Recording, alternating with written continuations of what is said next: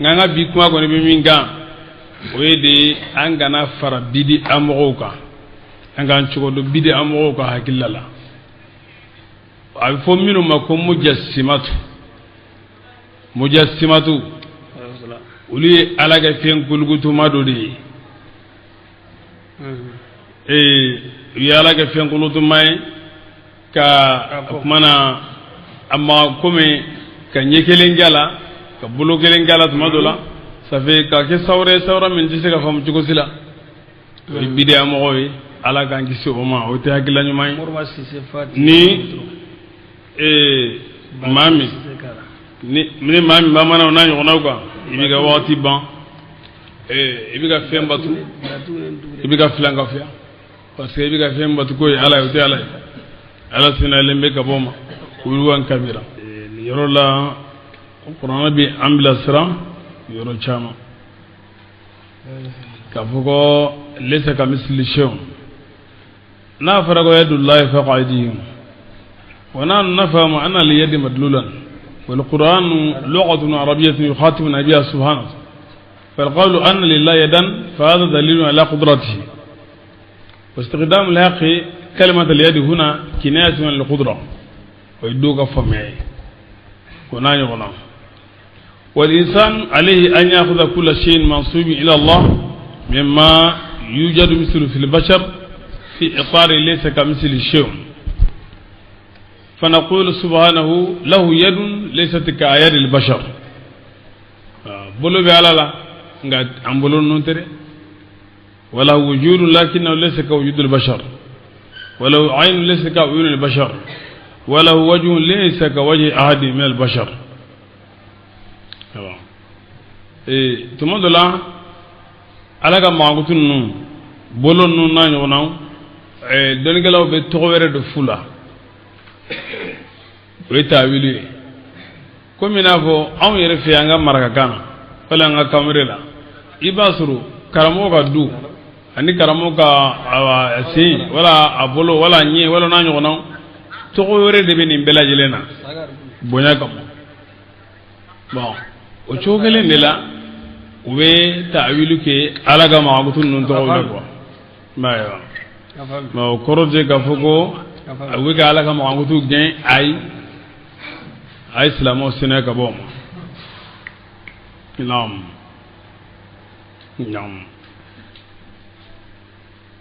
mu'minu ma fugo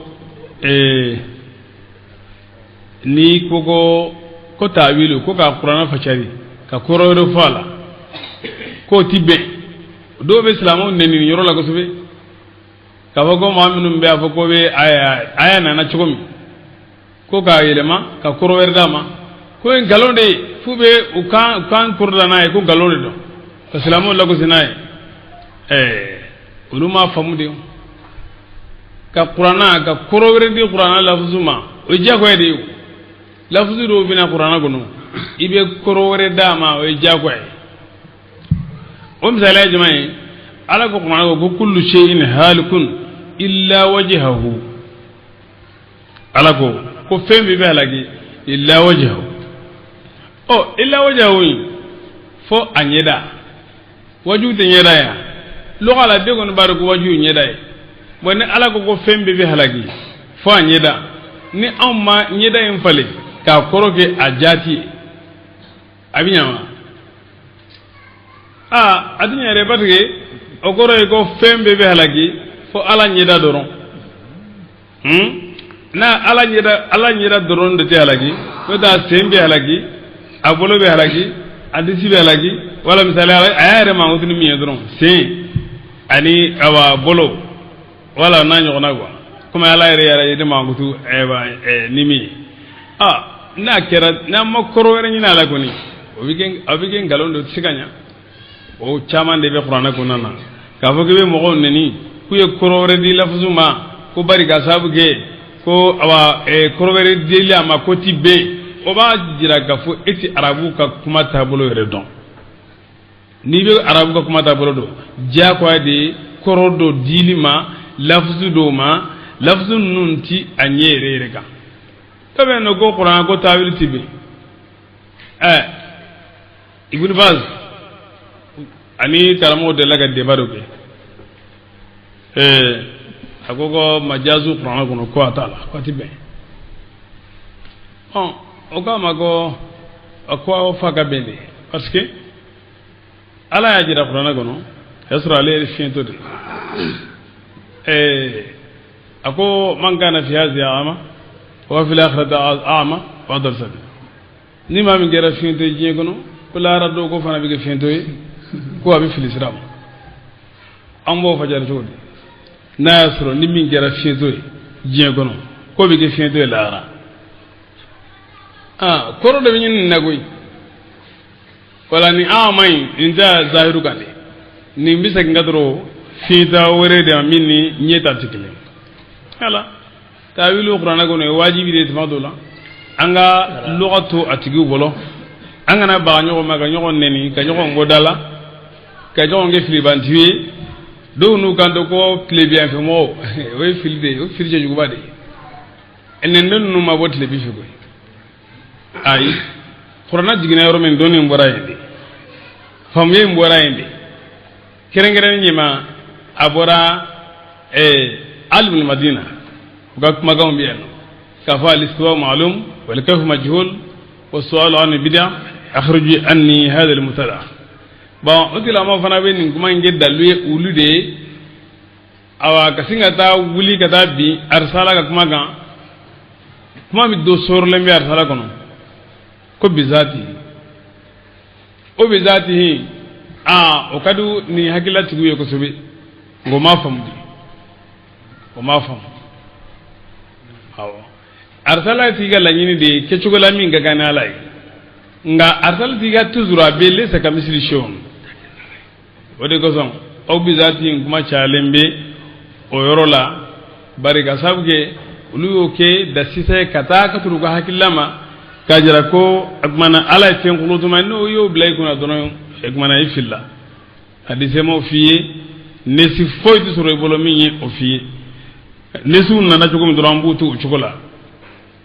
nga amba bla itaru juma ngono lesa kam misli show qur'ana bi kele ga nyon faccari nam tasra fla de bi don gelaw bolo ni nañu wala fananzi ila alalamin wa qaddisan ani sawrati siyati bashariyati wa kun fi ahadithi sifati wa ayha ala madhhab al-aslaf fi salamatu ulu ko ibe danfen dawan basniya ka siniya ka bo sawra ma no ekeni gantawi no fargulu ganjewi minye mawangutum bahadise nunye ane mawangutu ayanunu ibike manyuma ngata straga anana chugomi ka facharo chugala wa kisibola bo khalafu ka tasra jumai ulube koro de nyini ala mais o koro nyini ni ala fana fi itar laysa kabisil shay'un ko fana tibasi liminu yenne ni lagosilu ke o koro nyini na boliro tu bolo yirebe koro nyini lafzu do la min ka cha qur'an kono kam wora ko fawi chugo mi sisan nam bismillah ربكم أيام ويلي تضرعا دما كسلا وخفية أني دوغلا إنه لقا دوغلا لا يحب المعتدين على تدان دملهم في ولا تفسدوا كوكا على ويلي دما كسلا أني دوغلا نمبي على ويلي أنغا على ويلي ندسكون يقال سلمي أنغا على ويلي كسرون أندسكون dangana lembe ni jabuye ambe ala weli fana ka gunda ala gunda nyonya ane ala ci o de ko son sukan salla almambe duwu abadugo o de kan sukan sali duwu bi duwu mi nge suye e duwu ndego o de kan ne duwu ndego jama mi me e ko fe o koro ko e siradi bela jelema do minga no mimma o ka ala wele ni oye ya fam tadarruan wa khufiya do yorola abike o chugo de la tadarruan wa khufiyatan dama gasila ani dogola duwawu bi ke oke cogo bela ni sukansali abe duwawu aba dogo ne almami duwawu fuka dogo o bi ke sawe mɔgɔ minnu bɛ alimami kɔfɛ bɛɛ lajɛlen bɛ duwawu kɛ ni yakhalasili ye tadarru'an baynahu wa bayna rabbihi wa khufiyatan ani nas i bi dama kasi dusukun na ni ala cɛ nka i b'a dogo mɔgɔw la e ka duwawu in kɛtɔla kana na mɔgɔ dɔ degun a ka duwawu kɔnɔna na bara ɲininen bɛ bɛɛ lajɛlen de fɛ i ka duwawu kɛ o ye o kelen ye filanan duwawu kɛ wagatiw la hali n'aw tilala sali la wa iza faragta fansab wa ila rabbika farghab a bɛ faamu o yɔrɔ la n'i tilala sali la i ka i kanu dɔn ka taa ala ma ni duwawu ye kuma alimami bɛ duwawu min kɛ a tilalen ko sali la ni alimami ye fatiha ta baasi t'o ye koyi baasi foyi t'o la o kumana o fatiha ta in ayiwa n y'a fɔ aw ye k'a fɔ ko ayiwa nin kɛcogo kɛrɛnkɛrɛnnen a bɛ donna kan to ko olu dɔ ye bidaa ye daafiyaw an ko baasi foyi t'o la a tɛ diyagoya mɔgɔ kan donc sisan ni alimami b'o duwawu in kɔnɔna na alimami ka o duwawu in dogo o fana ka ɲi ni alimami y'a fɔ k'a dogo mɔgɔ minnu bɛ alimami kɔfɛ a bɛ kɛ sababu ye bɛɛ bɛ duwawu kɛ ni yakhalasili ka ala deli tadarru'an ini ala cɛ wa khufiyatan o yɔrɔw n'a ɲɔgɔnnaw o tɛmɛnen ko fana hali mɔgɔ minnu sudugutilama kalankɛlaw mɔgɔ minnu bɛ tahajudu kɛ komi n'a fɔ sunkalo in su 10 laban ninnu dɔw la mɔgɔ dɔ bɛ wuli sudugutilama o bɛ nafilaw sali a ka ɲi nka a b'a jija a k'a dogo i y'a faamu k'a banga o tɛ sariya ye dɛ silamɛya mɔgɔ ɲini a b'a dogo de waatiw b'a sɔrɔ dɔw bɛ sinɔgɔ la a bɛ bɛn dɔw lafiya waati ma ni i y'a peren cogo dɔ la a bɛ se ka kɛ e ɲɔgɔnna wɛrɛw bɛ yɔrɔ wɛrɛ olu fana b'u ka kalan kɔnɔna na e mana peren dɔrɔn a b'olu ta tasiwisi a b'o ɲagami bolo e ka mikoro kan bɛ kɛ sababu ye ka mɔgɔ wɛrɛ degun a b'e kɔnɔ k'e bɛ ka ala bato k'i bɛ ka tiɲɛ de fɔ i bɛ ka kuma ni kuranɛ ye i kan ka di i kan ka ɲi tiɲɛ don i kan ka di i kan ka ɲi nka i ti baraji kɔni sɔrɔ baraji kisɛ kelen i t'a sɔrɔ awɔ parce que i bɛ ka mɔgɔw déranger i bɛ ka mɔgɔw degun silamɛya ni maa min ye i hakili to ala y'a fɔ cogo min k'a kɛ ten i ɲuman bɛ se ala ma i sinalen bɛ se ala ma k'a sɔrɔ i ma don mɔgɔ gasi la nka ni i ye ko wɛrɛ don a la komi na bidaw n'a ɲɔgɔnnaw n'i y'olu sɔrɔ a kɔnɔ parce que ninnu ye bidaw de ye n'i y'o kɛ a la ko o y'i kungo ye dɛ n'i ye min sɔrɔ a la o y'i kungo ye inshallah naam bisimilayi wala tufsidu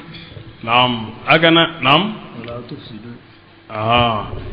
tadarruan wa khufyatan naam a kana jɛngɛ naam innahu la yuhibbul mu'tadin naam tadarruan wala tufsidu fil هذا أي عدو نعم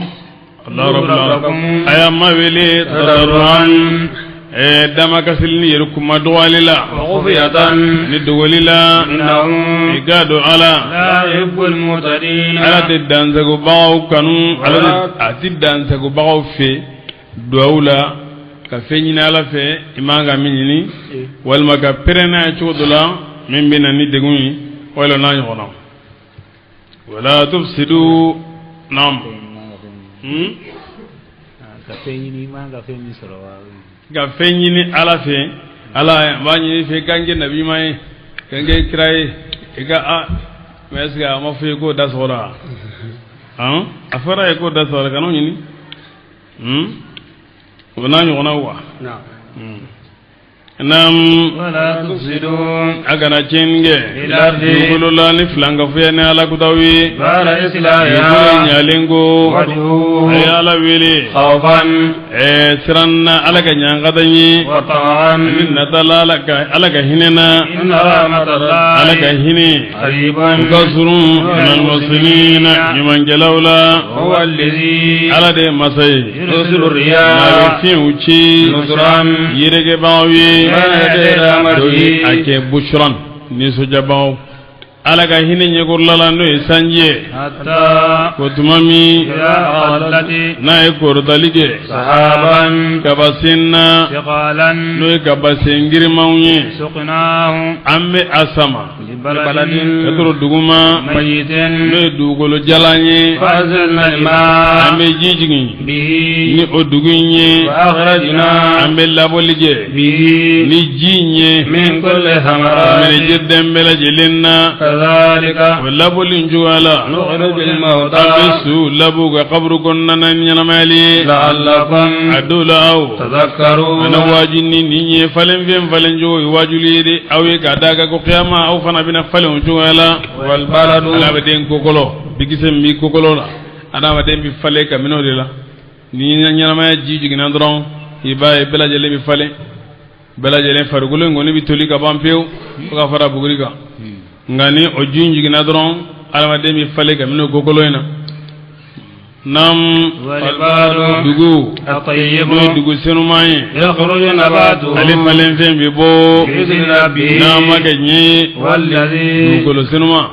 ni sanyuma na naga sana naga ikado ga fuko falen fe nyima mi bode toro foi tasoro ko yelli mana jonga duskunyi limana jondu sukun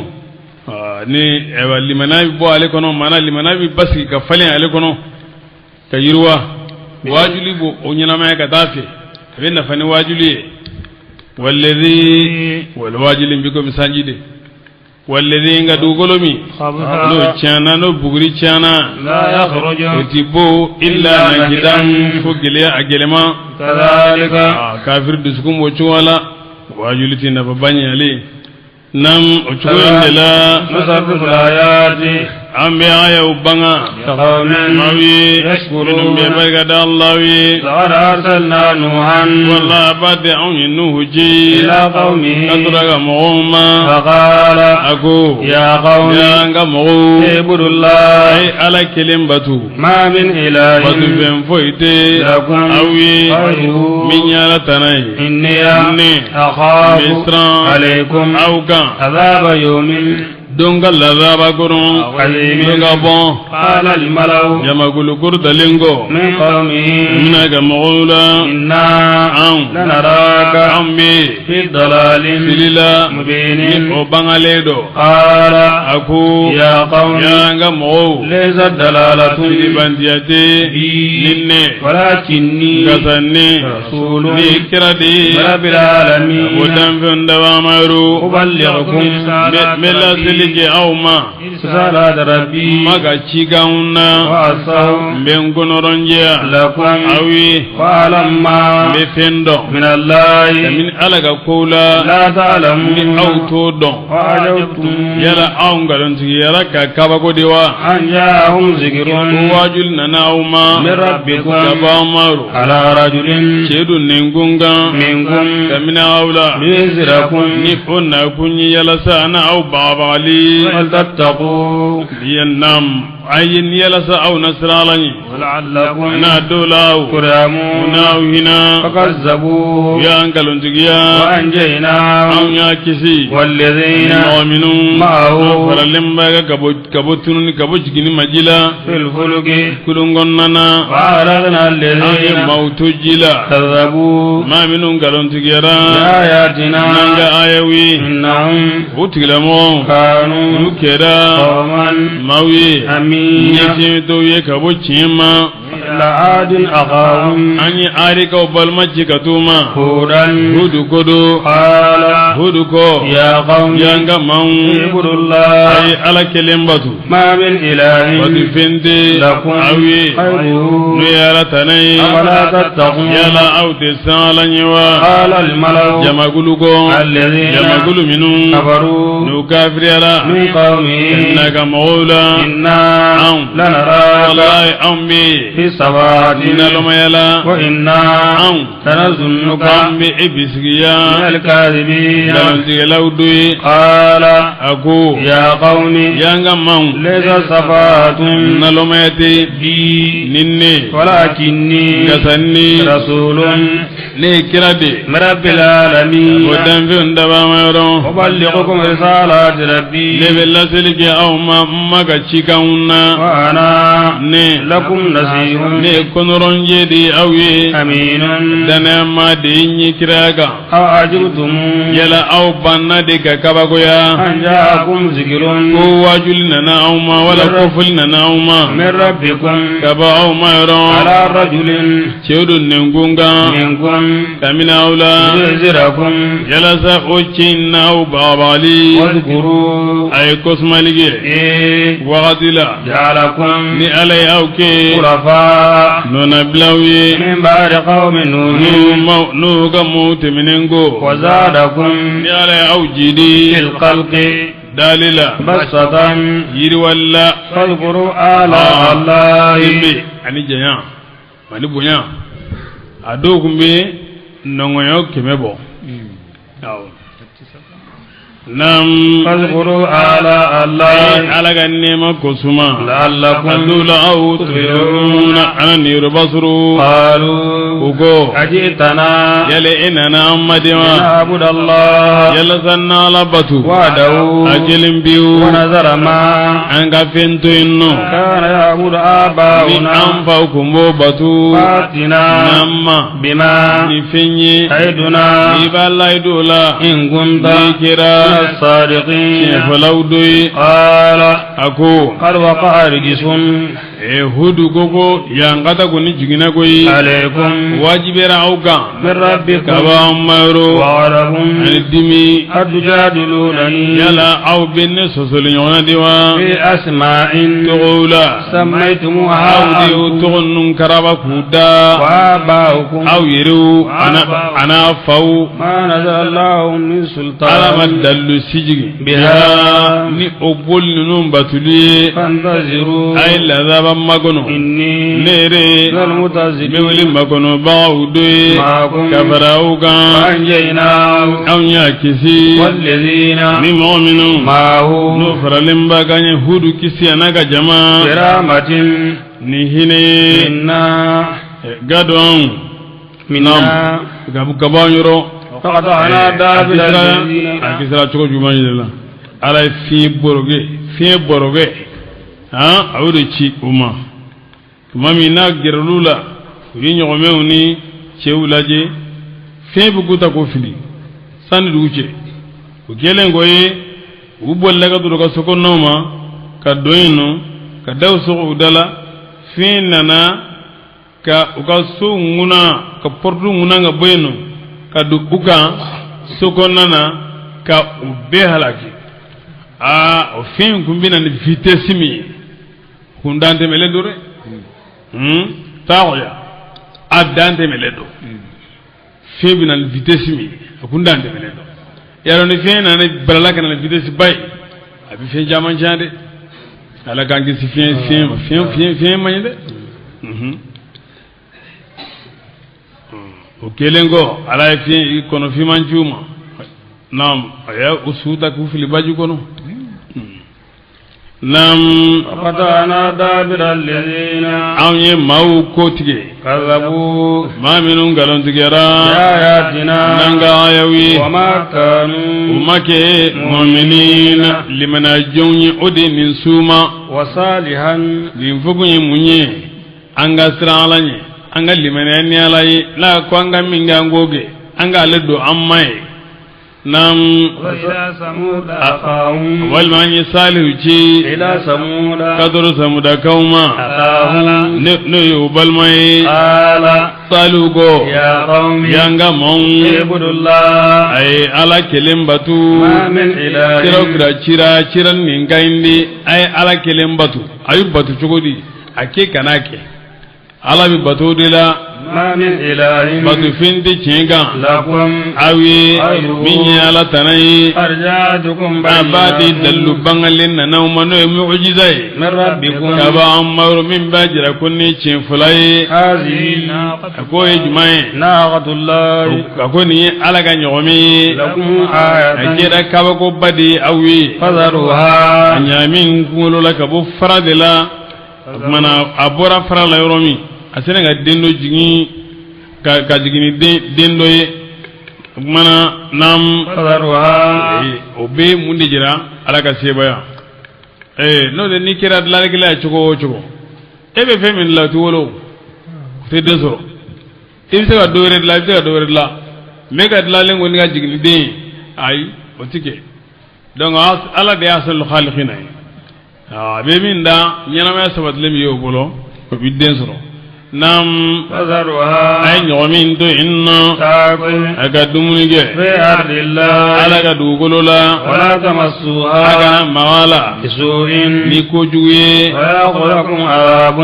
nyangata biyaw mina أليم do torolle no na mawala ni ko juye واذكروا ay ko smalige إذ wakati mi جعلكم ala ay awke خلفاء narabilawi من بعد adi عاد gaw temenengo وبوأكم ni ala ay awla sigi في الأرض dugolola تتخذوا aw bi simnalige من ni سولها dugolo chenje manyorola قصورا itasiula وتنحتون abi الجبال kulu dese بيوتا ko lese ko ke sowi abi sigo ko non nenena فاذكروا آلاء ay ala الله kan nemo kusuma ولا تعثوا agana chenge في الأرض dugolola musina chenge lawe قال الملأ jamagulugo الذين jamagulu minu يستكبرون nu yire kunje bonya من قومه daga mola للذين mooma استضعفوا yeminu lafiya لمن mooma آمن amil liman yara منهم kaminula أتعلمون yara aw ba donwa أن صالحا kabu salihu مرسل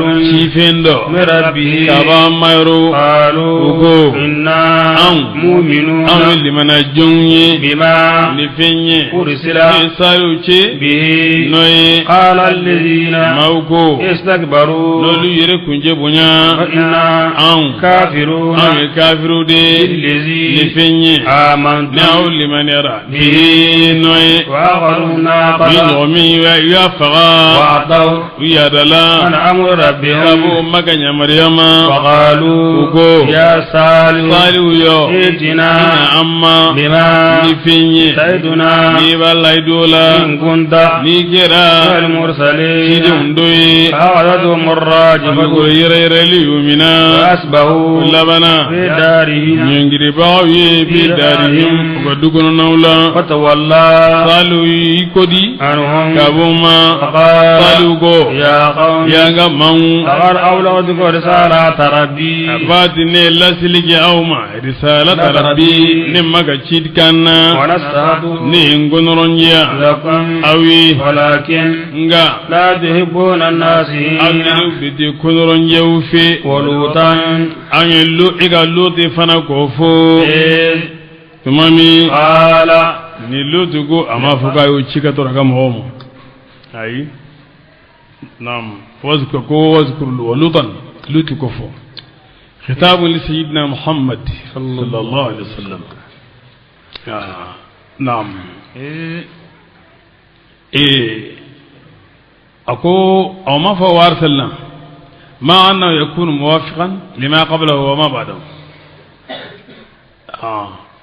كنا كي يكون أنا وقت الإرسال قال لقومه ما ذكر ما أنه ليس كذلك أو نعمر يا فلو نتوحيدي وكفي عيس شريعة تابلو فوقي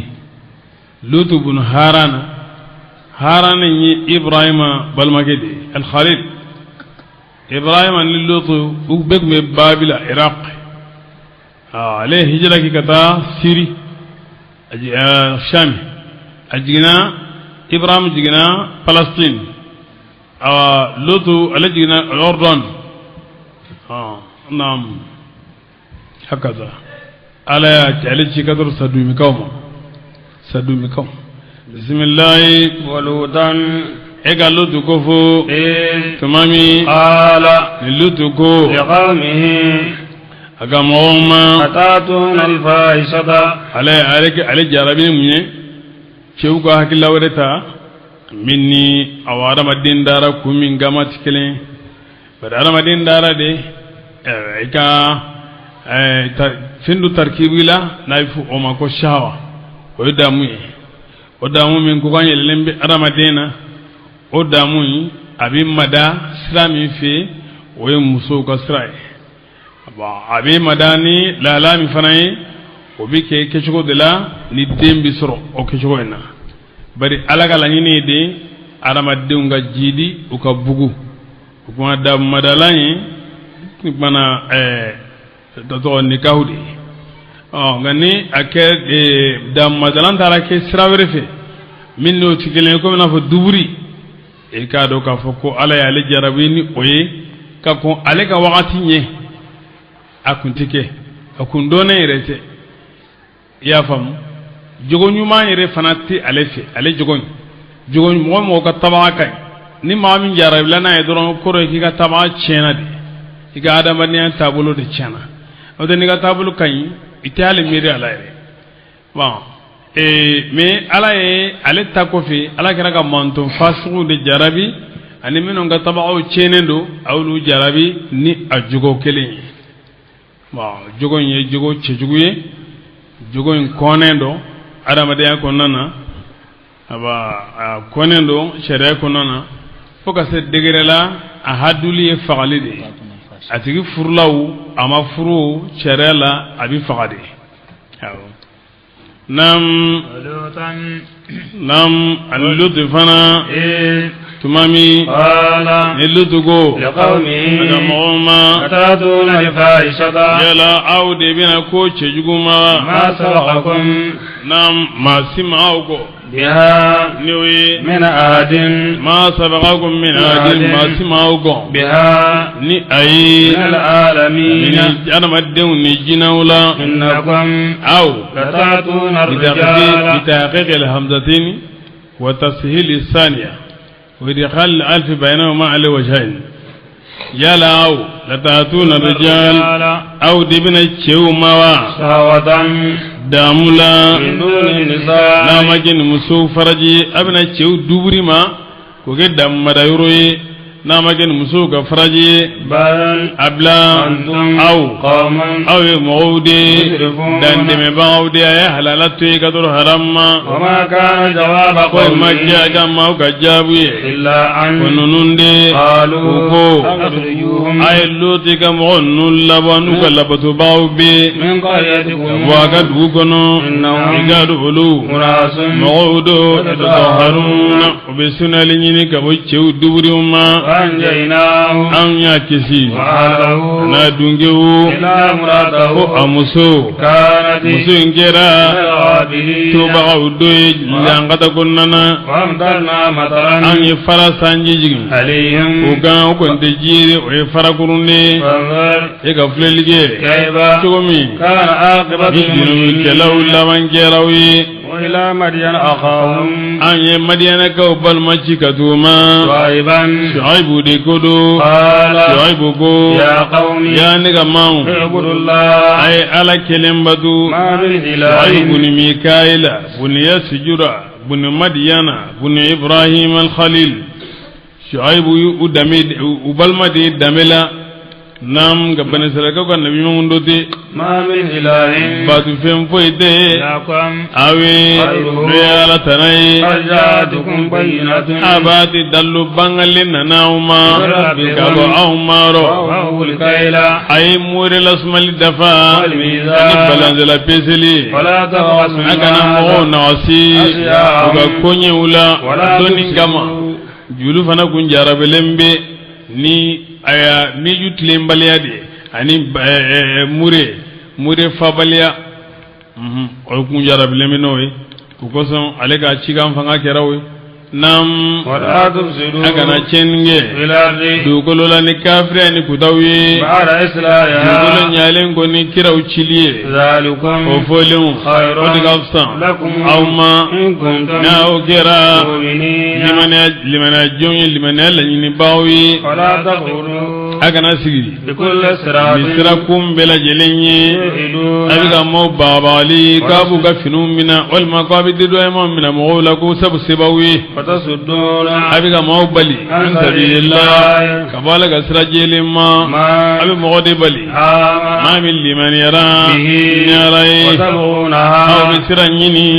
jelenye واذكروا manai kosmalge إذ tumami كنتم na ukera قليلا do manunye فكثركم alai au chaya وانظروا ay fulelige كيف toyami كان عاقبة ni cheni المفسدين gela lawan gelawi وإن كان طائفة min jama kulu kera منكم kamina aula آمنوا no liman yara ni بالذي fenye أرسلت no ne chi به noye وطائفة jama kulu were لم no يؤمنوا malimaniya فاصبروا ay sabali حتى يحكم ala الله ka kiri بيننا ani yonje ka chentigi ko kisi ka ngalondigi halaki وهو ala خير ale الحاكمين de kirtigala bela nyumanya ale de tilenin be ka teme kirtigala bela jelinga قال الملأ jamagulu go الذين jamagulu minu استكبروا nolu bwenu yerema من قومه na farago malaye arab kan na fara kada kunyumenga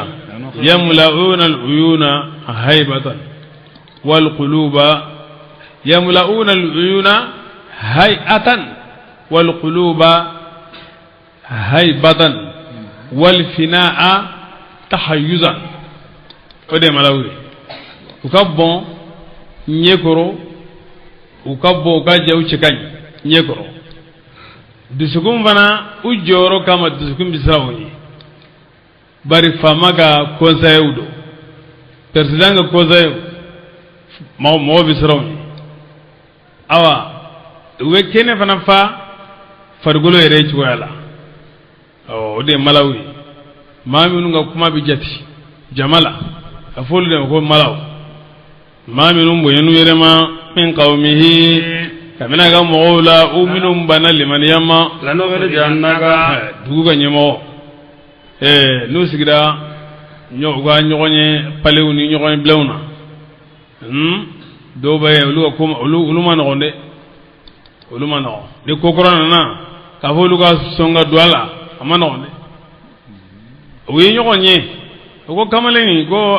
abena ta bi ka farinyanga ويا ويلك أسكي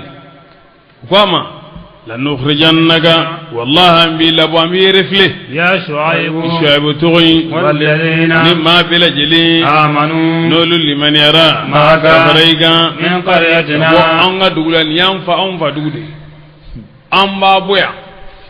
دوغي أمي تاي أمنا وكي إنيغا مامين تغيرو قابي awla tawudunna wal ma kasagi an madina la sabata ngunde an dai dugme wala ga aga to an daina afrode adiga bo shiyabi kumbuta la irew nam shaibu go awla kunna an ga sagala ni an gera karin ko mbawe qarif tarayna kaziban abata nyingalon tige Allah la in hudina mami ni an sagina fi millatikum do au ga dinaina ba'da de menengo jana Allah ni ala ya an gisi kaba ga dina jengene ma wa ma yakun amanga lana anye anga sagi fiha kafriyala illa an yasha Allah ni ala ya kanu rabbuna alamiye an mai no ya ngalla mo leli kanu wa rabbuna asage ni ala ya kanu ga Allah bla aban sagala dangundi sagala de wa rabbuna amma yirwalge kullu shay'in bela jelena ilma donina magana kuma ka wasa joni jonde be kuma ga jonya kadir de kono mena kuma chogo no to goni ha aga ko yan dalade anti do ala fana tawakkalna an yan jigi seme alaga rabbana ya amma afta iga fonni geni kiriye bainana anje wa baina qawmina ananga moje ni ci wa anta ya alai khairul fatihin ide fonni baw bila nyumanye mana dalil baw ka ko ka kele ɲɔgɔn bɔ ɲɔgɔn na ni ka kiiri tilennen ye e de o kɛ b'a la ɲuman ye jamakulu in kɔ jamakulu minnu n'u kafiriyara mina ka mɔgɔw la ko ɲɔgɔn ma awa kuma na u ye ɲɔgɔn u yɛrɛ dama ye ɲɔgɔn ye Shuaibu kun t'o kɛnɛ kan ko walayi n'aw tugura Shuaibu tɔgɔ in kɔ aw tigitigi aw de ye maa bɔnɛnenw ye denmisɛn kelen k'aw de dugu kɔnɔ ɲɛmɔgɔ tɛ dugutigi tɛ aba dugu ɲɛmɔgɔ tɛ o ka sin ka wuli dugu kɔnɔ ten ko bɛɛ ka tugu ale kɔ n'o kɛra jaja tiɲɛna an bolo de an tɛ sɔn u banna u kana gɛlɛyara u y'a essayer u bɛ Shuaibu gɛn a n'a ka jama u bɛ k'u tɔɔrɔ ala ko ko kuma na n'aw ta ye dugu ye dugu jɔlen bɛ dugukolo min kan o ye ne ta ye a ko o jɔlen bɛ dugukolo min kan ko ale ala ta ye mun bɛna kɛ sisan ko kɛra bɔgɔmugu ye ni dugukolotigi y'a ka dugukolo lamaga dugu bɛ yen bilen dugu tɛ yen bilen dɛ ala ye dugukolo yɛrɛ n'u ye fa'akhadhu murajifatu yerereli gelen yu mina labana nyangiribaaw ye ugadula ko dum yu taye o bogo surulu kan ana jiru surulu kan u be sara iko sokonnana allazina ala ko maaminu kazabu Shuaiban lole Shuaibu ngalontigiya Allah ya gera ko minna bolu masigi fiya ko dukono noina allazina maaminu kazabu Shuaiban lole Shuaibu ngalontigiya kanu gera lutigitigi alqasiri ma bunane unyi walla ayyelema hanum kabuma faqala ago ya qaumi ya ngamam laqad awlaqtukum abadine lasiligi awma risalati rabbi maka cikanuna ne ngonoronja lakum aw ya madala fakaifa to jumendela minne bidimi ala qawmin mawuga kafirin kafiruye ne tisege chululaire wama arsalna amma cilige dugusila min nabiyyin sila illa aqalna nutlaka wa nabiyyin galontigiya fanga dunge umina ni fandanya gelenye ya ko yingwal ti singa lazaba labulen chukan abe tamansindo deke minum ganga ulasagi ko numason memege obege atmadola ni gobe ala kuta ala ga hera minum giye ni ayse ga ala kuta ala singa shalima dogiye iga nga soro minge abotige iga ga hera min soro ibaye obilupe tibwacha atita srafi oye shalima de iga sagiko ngani gera makunanji ibisagiko ngani masagiko wadarra ni banagele bisinga farifaqaw banaw nyana minu nanyo ona bisinga obilaila la'allahum yala sa'ulu darra wadama kasinga sagngata alama summa kasagi badalna la sanata am nyuma mfale makana sayya guman nola atafa ni uma famu jola ame hera chaman badin suruga kiniya suro yambo bila jelen suru ukan dumunin duman obo suru abin noyuma hatta afaw fadma minu chara qalu nu uko kafire kama nangan nemai kar masa aba darra ya fulo inangun sirana kasuro yi talane gado ga fa banagilin de laka an fausuro wasarra an sija ko de lako suro jere ninde an fana ka suro wati siranga gele wati temina ala foi madama ayre de asura nyere faqadnahu ala ko ko an fana yumina baqatan nangal azaba chungalla wa hum kasurulu la shiruna uti anawati don wala anna ala alqura anna kunya suru dugu dungewu amanu dugu liman yara taqaw kasra lanye la fatana barakatu ala yajira ko geledene ni machide ay nyekuma kelen min fo kirawi nguga ngelen batu ani nyekuma kelen min fo nabi mawiye nguga ngelen batu dinatigi be o de fara be nuku nyine batu ka sonke ndama abana la gwa sor dugu dungewu minum biga ngalo tigalinge nuku mi odabla ka danela ka danga kirawla kasiran kutan kafiriyanye nam لفتحنا barakatin an gumbi singa hera chaman de daile عليهم ukan jiye kono yanno من kaba السماء sanfe ni sanjiye والأرض ni gaba duguma ni falen fenye ولكن nga كذبوا ni kiran galontigiya de وأخذناهم an fana yu mina بما ni fenye كانوا nu kera yaksibuna ni ubo bara tuma min tuma dola anya jira wala ko ata'u rububiyyan je konna yanno belajilen da magagan la nga tuma mi wa tuma dola wajuli siraga ika do ga fuko alabe ata'u rububiyyan aba sunsuro kama waju kama aba hakili jigmi tuma dola goni bari maminum bana ka alabatu naga uluhiyya la nam أو من أهل yala القرى dugu dunge ulli mani yara dewa in ga kiran galantiya an galli an gata kanuma بياتا su filala وهم kasar olu نائمون sinobawi أو من أهل القرى kona hakilla tige de ai masu kana hakilla tige yan gata abise kana tlefe abise kana sufe su dudla tumadola ala la tige ko gabi na ima moyere de kanga hakilitu ala kula imanga sayuru majin la josila waqti be lahara ko igabla inyakoro ma juli do ay baruke katla foy gundala hal ni femba la ko gunti findo ala ay baruke katla akala da barula katay wuli wal maga television fule wal maga nyana joge wal maga kalonge alay bi tada du jele akanga kunu watimi tuma do le ba so laldi kumbe aw kunu o don aw de bita kunu abita so ati chokola o chama bige aw ala la tigo ka chui ga sufe mo ta ko adonde magana hakilla tigi woy nam أو من أهل القرى wala dugu dungi bas hakilla tigi radewa يأتي أنباسنا an banya ngada kanuma ضحى wala hawadila وهم kasrulu yalabuna bika nyenaje أفأمنوا مكر الله yalawlu liman yara laka bayan wala ألا يأمن مكر الله masu liman yara laka bayan wala إلا لقوم ko mawde الخاسرون ma bunne unyi أو لم يهدي yala egbinin belaw ama bangawa للذين mawi يرثون الأرض aminun be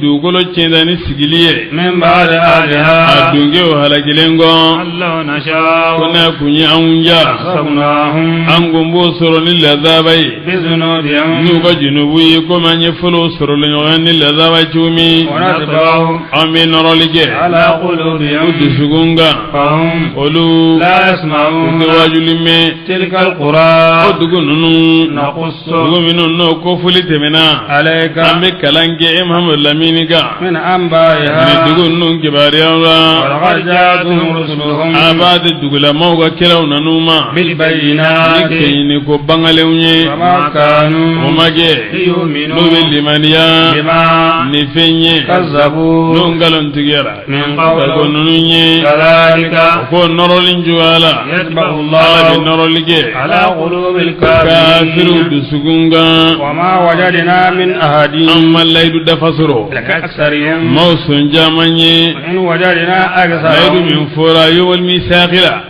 ucama ma dafa nam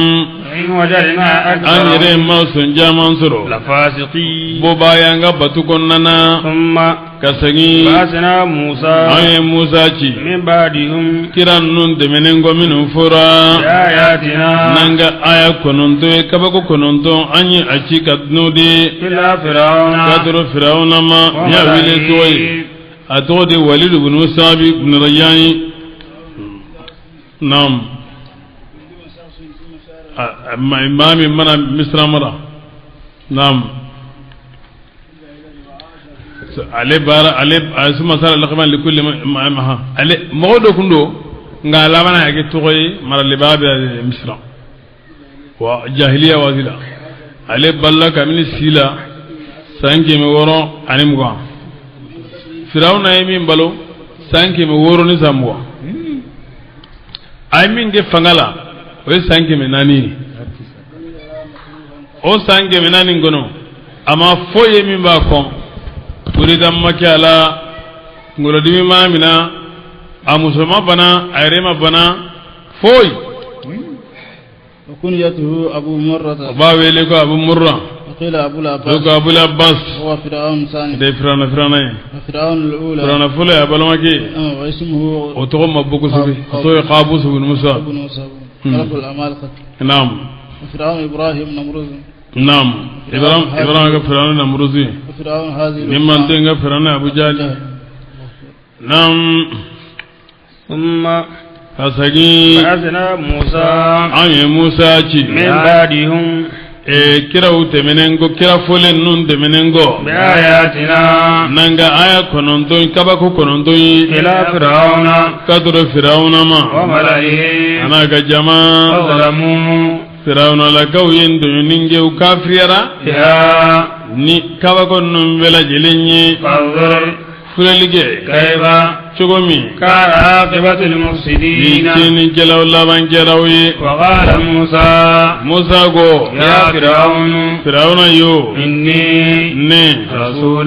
ne kirade من رب العالمين ودam fende ba maro حقيق aya ngalon tigiya ako galondo masimi وما رب العالمين چير كراي کا رب العالمين جوني ما علمت لكم من اله غيري رب ما ورفيت ابل النت افرانا كلام بيو انا هو رب العالمين علي ngani ñoo mila man musa go sabali haqiqun agaga علي mega الله أقول ayake alayya koy kala jira do ala an do yake we nam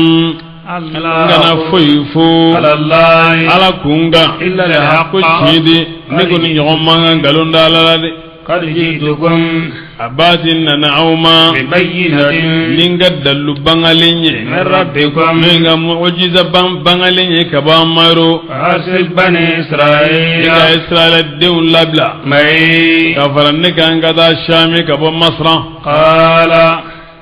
ambi buya amta sham siriyan fambe ka masran to en bor ulla sili yerikum shami de asbatuna ya aqwa demni ullana na misra وبالما ينينغا ما يوسف او كلامو هلا ومنا انه يدون سر مصر يوسف علي كواتي بي موسى كواتي او نام قال فرعون go إن كنت ni in ikira جئت kuinana بآية nidallu ka wililika فاتي singana kenega بها nay إن كنت ni kira من الصادقين sin falaw doy فألقى عصاه go ko atin yawa bere min babolo asine go blaga babolo te aya ka bere fili فإذا هي firawna koro ida ay tarasro bere ثعبان ngorongodo مبينا bangalendo benye bala ونزع يده ako ka gaba ko jirila ko ako en fili bere min fili koro fili firawna ipan ka bo sanyi sa gudu na ka tala ma ipan ga bayi afani ni fana bala ni ajumai aya daile denga bon ale medre binani bon awa ayre yoroma jan ay mana ay ba ay korda sanfe ka jan ka bo nyogona fo ka 5 kilo kila agema aywa kijo akuka ka abombo da no duguma tay ko da duguma sanfe da ko obla etasi sanfe ko abina etasi kunu sa deninde asina ka bonya ka singa etasi jaya laje ka da wa ka si o hakema akumena dafa songa so etasi yere la kinye sin firawna yere ma ko ayo firawna ko abina firawna yere kunu firawna bolla dage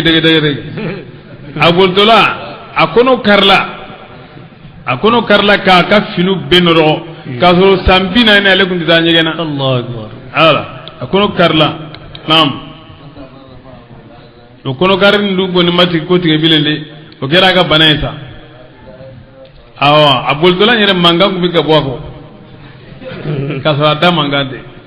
nam nam ay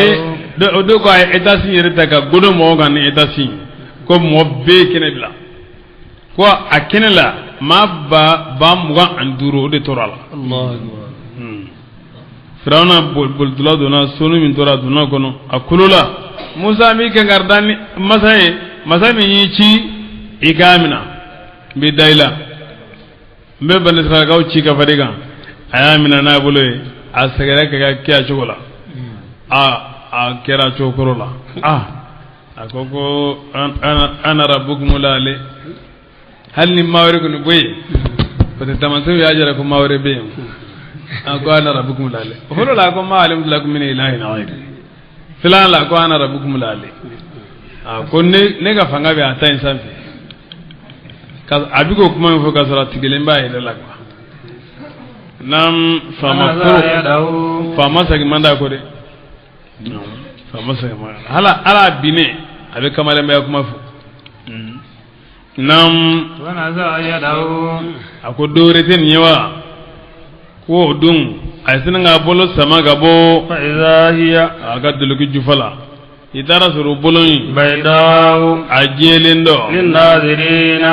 fulele gelawe kle bole kle yelen tununa bolon yele fanga boyena ga teme kle yelenga foga mawnye bo mo bu nyetu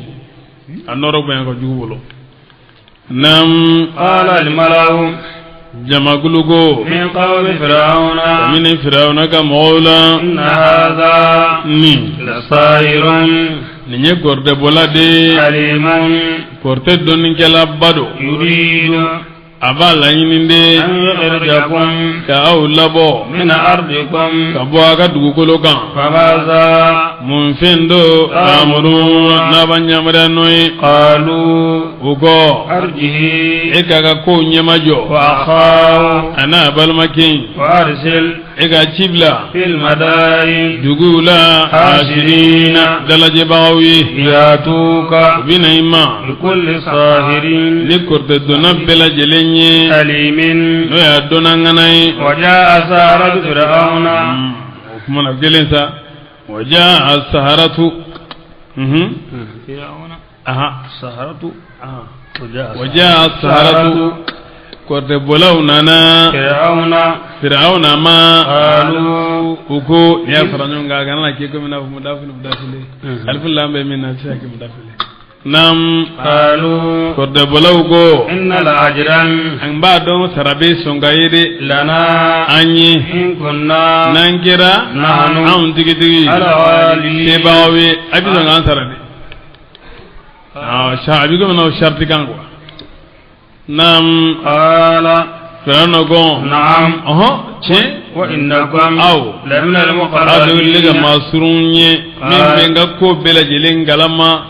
bebina ka autuya bebu ka autuya bebina usuriya bebu ka autuya qalu uko ya musa yo imma an tulqiya imma egiga kabako nge egiga beremla wa imma an wal ma'unga ke nanu al mulqin anda ubla bawi qala musa go alqu aha ayatake falamma muna musa nyamara like nayi kene mindo oy wajibi sawu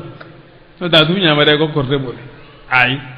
abu nyamara de ambe kene minga abe minga folo ko atake nam alqu yatawassuli ya ila idhar alhaq siradu kata ci bangalima o de ko sa ko kukake tere nyame qur'an lafzula kiri bi kya gane ko usuluti ko bolo nam qala go alqu ayaga beru bla falamma fana yabla falamma tumami alqaw yugabiru fili saru aynan yimo nyew korote wastarhabu kaylema kabaga idraku haqiqama nyebe idraku minge korte bola bisika ke aka enyi lema kabaga idraku ma o ka kordo no coga fila do a shaitan lama be do fana be no lu ti shaitan foyde ko mayele ma dorondo ne eta ke cogo don abi e ka bagoya ngaminu ma ke cogo don atulu ka bagoya din ke yen non ni fen non tumando lo buki ke cogo do la abe lama ka ko mina fo fenya lama ka surute o kacha ko mayele ma kelon non bolo ko sobe be kodo ke bi ka bagoya la oro ke ka bago ko erite ka cha ko sobe nam wasarabuhum yemma usra waja'u unana bisirin ni korde azimin no gabon wa wahayna wire dale mina ko su an yo waidi ila Musa kadro Musa ma an gode alqi asaka eki ga biridla kaizaya itara suru birin talaqahuma abi fem bela jelen kunungunu yafikuna no bi go poro okan faqala haqqu siye sabatira gabanga wa batala ma kenjana kanu ni firana ungera yamaluna no go bara ulibu usiru la yaglebu ifrano naga mo yaglebu hunalika yenino wanqalabu ile mana sawalina ma kuma doylewnye ulqiya saratu yesi korde bolanum fili utenga sajidina sidi bimbaw yalay qalu ulama ke walju edre aha kalamba ko gano badon rishi usana nam qalu ugo amanna liman yara rabbil alamin ni dambe ndaba mai rabbi Musa ko ale rabbil alamin ka cideni ko fana ko liman yara ni rabbil alamin ku daraga rabbi Musa yala sa ko ganana nyami halsa jago amina na tu bayani barge modo be ko firawna ulu bisinga ko lu rabbil alamin ine maalim min ilahi ghayri ine awa maalim lakum min ilahi ghayri ine ana rabbukum la ma dubu ko birisa ko fo o koson o yoti awa koromatike ko rabbi Musa angame Musa madema ko Harun ene Haruna o kelede kuma sare ko ka de firawna ma ko kambe ala de ala firawnu go amantu wala awli man yarawa bihi ni oye qawla an ka go nunye azana nega je lakum awi inna halama hada urdu nyini nefi ha kasinga son donc même na kiri inna hada aka nimbaran lamakrun ye plan de makartumu au plan la fil madinati dula litukhriju ya ja au de ahliha Musa kalangortela agortola bomba de Musa ma kasuruka misema ndo yore ubulo ko Musa ta sera udala kasura yore de kafen la le jamfa la le do pude tan de fule ni na o kenela nganda twawla abanye don game aba fiti ka emmone godoro nam litukhriju ahliha na dugu dunge ulabo minha dugu gono fasawfa soni ta'lamun aw goni na shidon law qat'anna aydiyakum wallahi mina bulu tige wa arjulakum ana seun min khilafin min fon la ka do akini bulu tige ka numan seun tige thumma ka sagi law salbannakum mina aw siri ajma'in ka adlon abdela jele qalu badlo jirla foka fa fokono be dumuni gala qalu ugo inna munqalibun ile mabawi ila rabbina mama imana ke chugo jo ambise ngadala ndema anda kuma fla fode nango ansona ala yin ansona yi andara la kayi ko aga fanga ay wodi bisanfi nam ratanqam ede foi lagosi minna kamina una illa an de foi kon kamina una fon nunde amanna alli manaradi bi ayati rabbina namma ga kaba koye lamma umami ja'atna ni kaba kon nun nana amma rabbana ya amma abriq sabran diga sabalicha mambadin suru Ahlina. anga wa tawaffana jarabu do be sabali fitnin tise ko supporter faga chaadi yani na la fe ko ka sabali chama mbadin de suru lu kasa pare serama fle ni ngomi ndabon ye ni sabali bayre rete egali menati sigata wa tawaffana nan dinya saya ko ikannu mina muslimin salamawi wa qala al malaw jamagulugo min qawmi fir'auna ga mawla atadhar musa nami minu ma novi cheka fere be tigile bolo dabali be tigira adisra ayre nyonge amasra suro akma alza nami nunu ulu yenyo fara nunga kana adadar musa yala be musa to no wa qawmahu anaga mu'u yuzulu yala to na labanga cheninge bilali yugol firawna namol masake namol ga jo nunum be afika ngadu uchane tala nima awa fusiri ningola awa ba fika dugu chane unana kana kono don kala su kabla kenyogola wayadharaka musa bi labanga itu fililento ini gamma chama nunu foi batul bad suru awla bile kasuraw de kunye awa mawi qala fir'aunu go sanaqtul abnaahum wajiba minu dinge fawa wa nasahilisa amin musamman doron de to inna wa inna qahirun an sibaudi wa qahum usambe sebanyi ukan alta قال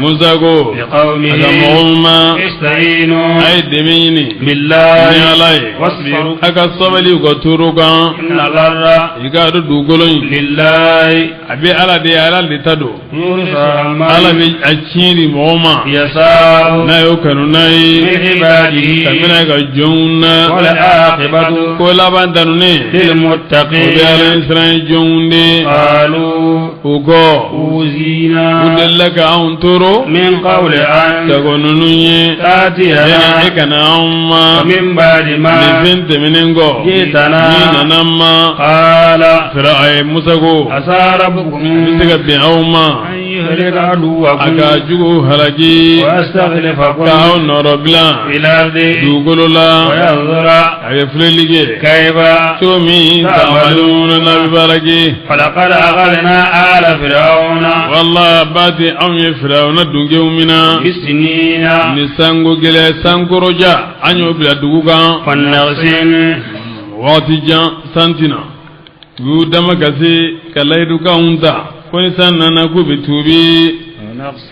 ani nasili من الثمرات ni girdewna لعلهم yalasa'ulu يذكرون nawajunai فإذا جاءتهم الحسنة minne man nanuma nyuma nanuma قالوا ubafu لنا هذه nimbe aunye ninde aunni ninde gakan وإن تصبهم سيئة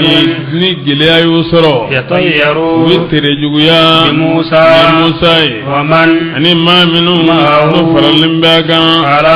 kedo إنما طائرهم ga tere عند الله ya allah ta'ala diru ولكن أكثرهم gaza uson jama لا يعلمون ti adonde وقالوا ko musama مهما tuma آتنا ni nanama به ni utumanyi من آية tamini kabagola لتسهرنا nam وقالوا ولكن أكثر لا يعلم nam وقالوا agogo مهما tuma آتنا ugo musama ya fam ugo musama mahama tuma آتنا musa ni nana auma به lo tumanyi من آية ni ka kabago yi لتسهرنا ki ban kurto ni بها o kabago yi وما نحن aumage بمؤمنين limana bawi لك yi andi faraiga فأرسلنا طوفانا agilaradi ko luti son ko imana ki chugo imana ni kabago yi sango geliaw fengoreo ko luti son yi ay ala ya don ko musalati kula farsalna tubana anyi ji dandemelenci عليهم bukan جرادا no ka sugono ka sefo jisigibawo ngono ma abi kerga du ka sugono ka fambela jelenge ji ukulola wi kilomage nyine ni musai ala esanyi jingabuma ay fi ci o ye dugukolo ja falenfɛn bɔra kabini falenfɛnw na min ɲɔgɔn ma deli ka bɔ u ko ko an kun siranna sanji min ye ko ja an ka hɛrɛ de b'a la bisimilahi فأرسلنا naam walijarada ani tɔn u kabara sɛnɛkɛfɛn min na ko o cayara ko sanji in kɛra u ka hɛrɛ ye nton ye o bɛɛ lajɛlen dun fo ka bɔgɔ dɔ a nɔfɛ nton in kun ti fa koyi o kuma na banisiralakaw ni nton tɛna adamaden dun de o dama ka sira nton fana ale ye jarabi fɛn ye ala bɛ jɔnw jarabi n'a ye tuma dɔ la fɛn nton minnu b'an fɛ wala minnu bɛ tilema kɛ wala nton fɛn ninnu quoi furumure tɔgɔ jidila man ka kɛ dondonni jitilala man ka kɛ dondonni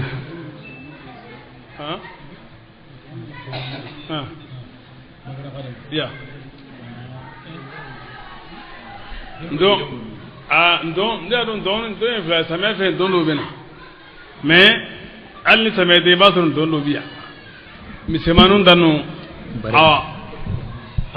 ya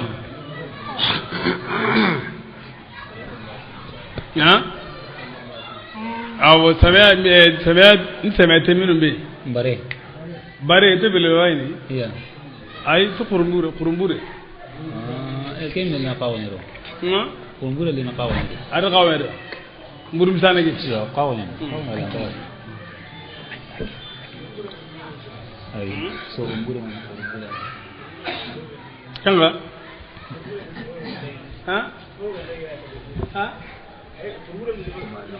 iyo ada mana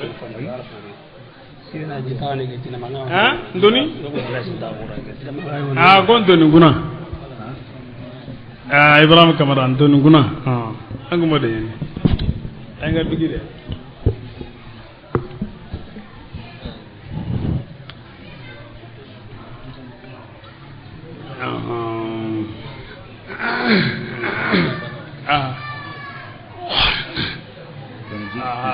ndoni guna o de kurumdure maraga wa ko kurumdure na kiraw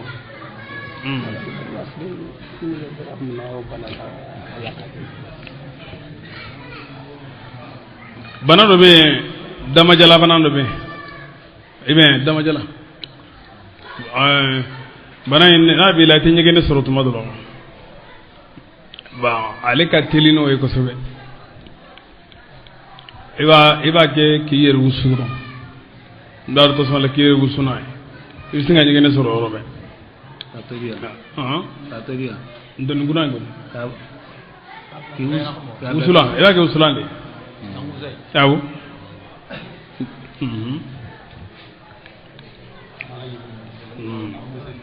yawo ndon gunay ko ndon misemande do ndon gunay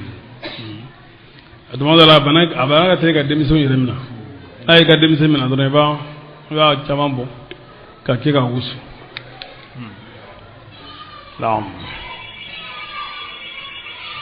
non bismillah wala kummala mana oyu ka fembe dun ko jarabi ko sobe oyu damagati ala wuli ka bogo wala kummala ani dun wal garanga do yake dun mimi do jirila fana ala gu jarabi no fana wadda garanga biddo finula biddo aba idala biddo kusigula ka utoro fuka sedana nam wadda fadiya o ko be ala gu jarabin turu fana wadam luko sofa nuko ko dumunu bela jelimfa ale cha yorola ka ale mana cha yorola taman senyu mambate ko aw ndon cha li yorola taman senyu mambate donc enfin ntori ndorde ko do uyugas madama sanyu mante demante naam dafa diyan o yi ka so fa ko ka dumunu fa naam waddama ani joli ko ka jiwbe le maka ke joli ayatin nunu nye kaba tamansew de mana ayatin nunu bela jeli kaba ko de mufassalatin nu farambazalen don fastakbaru yu yere kunje bonya kaba liman yama wa kanu ukira qawman moye mujrimina wala jinubu gelawi walamma tumami waqa rijzu lilladhaba jina عليهم uga قالوا ugo يا موسى musa yo ادع ربك iki mawele لنا anyi بما ni finye عهد nayo laidu عندك yoro kafa be gele nguli لئن كسبت رجزا ni ladhaba nguli عنا kabo amma لنؤمنن wallahi bil maniya لك iye ولنرسلن بني ambe bani إسرائيل isralaga uchi معك kafaraiga فلما tumami كشفنا الرجز namye yangata inkuruda عنهم kabuma إلى أجل kadru waqtima هم ni uluye بالغوا wasibawi إذا هم idha suru ulu ينكثون be bordolige فانتقمنا an yantajuru sara منهم kaminula فأغرقناهم an yutujila an yutu في اليم ji dandeminen na no baji woyoye بأنهم no baji kogolamai bi annam ka sabige ulu كذبوا mungalon tigiyara بآياتنا nanga ayawi وكانوا ukira غافلين minambawi عنها sabama وأورثنا القوم an cedi mɔgɔma الذين mɔgɔ minnu كانوا n'olu kɛra يصدقون n'olu olu lafiya mina مشارق الأرض an ye dugukolo kɔrɔnfɛla de tiɲɛ don olu ma ومغاربها an ye tilebiyanfan التي dugukolo min باركنا n'an ye barika don فيها dugukolo in na وتمت كلمات ربك e ma ka kelen ma dafara الحسنى o dafalen dɔn o على juman بني ye إسرائيل o ye kelen ma juman ye wa nuridu an namunna ala allazina stud'ifu fil ardi an b'a fɛ ka finansire maaw kan u ye minnu lafiya mina dugumakolo la o ye ala ka laada de ye nam ala bani israila denw kan بما ni fɛn sababu ye o sabalila ودمرنا jugu ka toro kan jugu ka toro kan ni sabalila ala bɛ bɔda d'i ma wadamarna ma an ye fɛn bɛɛ halaki كان ni o kun kɛra يصنع فرعون ni firawuna kun bɛ o baara وقومه a n'a ka mɔgɔw وما ani fɛn min n'o كانوا kɛra yarishuna ne b'o bili ne b'o kɔrɔta kabini sojanw na وجاوزنا البحر an ye baji tige لبني إسرائيل israɛla denw ye وأتوا mana firawuna baji tigɛra n'u ye u liberela u kisira ka bɔ firawuna tɔɔrɔ ma فأتوا bani israɛlakaw nana o yɔrɔ bɛ على قوم maaw kan يقفون olu bɛ k'u pɔrɔ على أسنان moliw kan لهم u ye u ko boli ninnu bato قالوا u ko bani israɛlakaw ko يا موسى musa yo اجعل إلها e ka bato fɛn kɛ لنا an gɛlɛnkɛlɛnna bɛɛ lajɛlen ye كما komi i n'a fɔ cogo min لهم ni آلهة bato fɛn caman b'u olu bolo bɛɛ kɛlɛnkɛlɛnna ta b'i bolo قال Allah adamaden fili ka teli de ala min ɲɛna aw ma k'a kisi ni mɔgɔ yaralen ma ni maa juguba ye n'o ye firawuna ye a ye fɛɛrɛ bɛɛ lajɛlen tigɛ k'a b'aw tɔrɔ ala y'aw kisi a ye fɛɛrɛ kɛ ka bɛnbɛn kɛ aw la a kun bɛ fɛ k'aw fili baji la ala yɛrɛ de ye baji in ci ka kɛ sira ye ka di aw ma aw ye o baji in tigɛ aw selen dugu kɔnɔ ka dumuni dun ka fa aw ka ɲinini fɛn fɔlɔfɔlɔ kɛra ko ala ka jɛnforomaw di aw ma boliw k'aw boliw di u ma bɛɛ k'i ka boli batu komi n'a fɔ wulu filɛ ka na e ma ninnu yɔrɔ la yan nɔ ni boli caman bolo cogo min o filila de sɛtanɛ ko caman tɛ barika da ala ye ko ala i t'u caman sɔrɔ barika da ala ye nin y'o de ye ta naam ni ye nin fɔ silamɛya kɔnɔ dɔrɔn murutula قال أي موسى إنكم أو قوم مودي أو فلدري إن هؤلاء إكادو نمانو متفر ما كنشين دو هم نولوبي أغنانا وباطل ما فيني فينشان فرين كانوا بس متبرون كرة هلاك لنو فين هلاك لنو نولوبو أغنانا فينشين دو كانوا نكرا يعملون نجوبتلو بارا قال موسى أبركم إلها يلا النبي مني أبت فينا ويوا غير الله تنانا وهو ألدو فضلكم الذي أوفسايا العالمين إكا جمانا دامبين بلا جلنغا وإذ إكا أوكا توما تعصي أنجيناكم ما مني أو ياو كسي من آل فرعون كابو فرعون دونجوما يصومونكم لبي أو كرابك أولا نيني سوء العذاب لا ذاب لك لمنا يقتلون أبناءكم بادين كوفغا ويستحيون نساءكم وبراء كروبولي بي في ذلكم أكاولا من ربكم كبا مارو عظيما. نغبون ووعدنا موسى أمي موسى ليدو نيونيا 30 في سبلا ليلة أسو وأتممناها أني أدفا ب10 نسوداني فتم ميقات ربي أما قواتي فولين ندفا 40 بناني ليلة أسو وقال موسى موسى لأخيه أبا المجمع هارون هارون يخلفني إكاني نوربلا في قومي نمغولا وأسري إكيكا كوني وني ولا تتبع سبيل إكانا تشين المفسدين جلو كسر بطو ولما تمامي جاء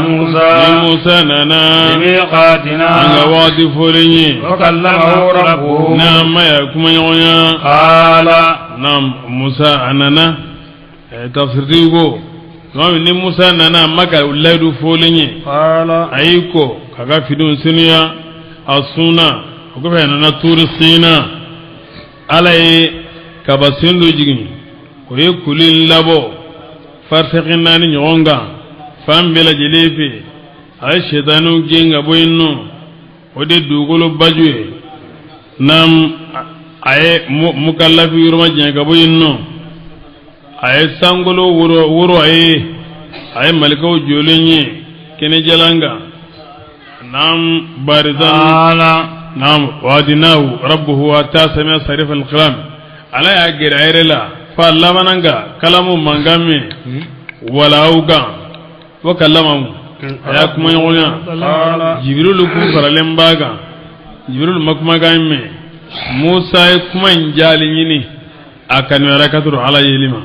نعم قال موسى ربي نما أرني إكاجرالي كنلا أنظر ngafuleligi إليك katima قال alako لن تراني iteneri ولكن nga انظر igafuleligi إلى الجبل katoro kuluma فإن استقر ni kulu insabatira مكانه ayrola فسوف soni ثاني ilinyi فلما yeninfo kateme ko kara chomi kabako mingera ino khazinu kumana okayanno falamma tumami تجلى ربه ni موسى ما بانينا للجبل ظهر من نوره قدر نصف الملا كل خنسر نام للجبل كلوي جعله اي كلونجي دكا مني فيني وخر موسى بنا سيقا اكرني فلما تمامي أفاق لموسى ايردون قال موسى go سبحانك تنبي تبت ندوبرا إليك قدر اما غبني نغلونا نونما وأنا nam ne أول ne المؤمنين limana jon folo inga wadila قال ay ni musa se ne ka bo kuma nyoy ma قال ma si kundi se ga nyi jo ala bari ka sabi ga noro mi nyi la labo nyi de mawlid o chugo ala fuka da se ka fatulima amuso ko ama konnite nam me nyi dai kamini i makuma nyoya ay nyi dan jirala kligi li nyoya mina ay bulu da nyi dala ay sujudi bi alay ko ala deli akaniki muso yarjini nam ako obiye ni mafuru chero am ko fi nam qala ago ya Musa musayu inni ne istabaituka ne sugandi annasi mauga risalati ninga kira yawi wa bi kalami ani ninga kumai wa khudh ma ega femina ataituka ninni odima wa kun ega ke ashakirina barkada ba uddu ingani mawi wa katabna anye sebeninge lahu musa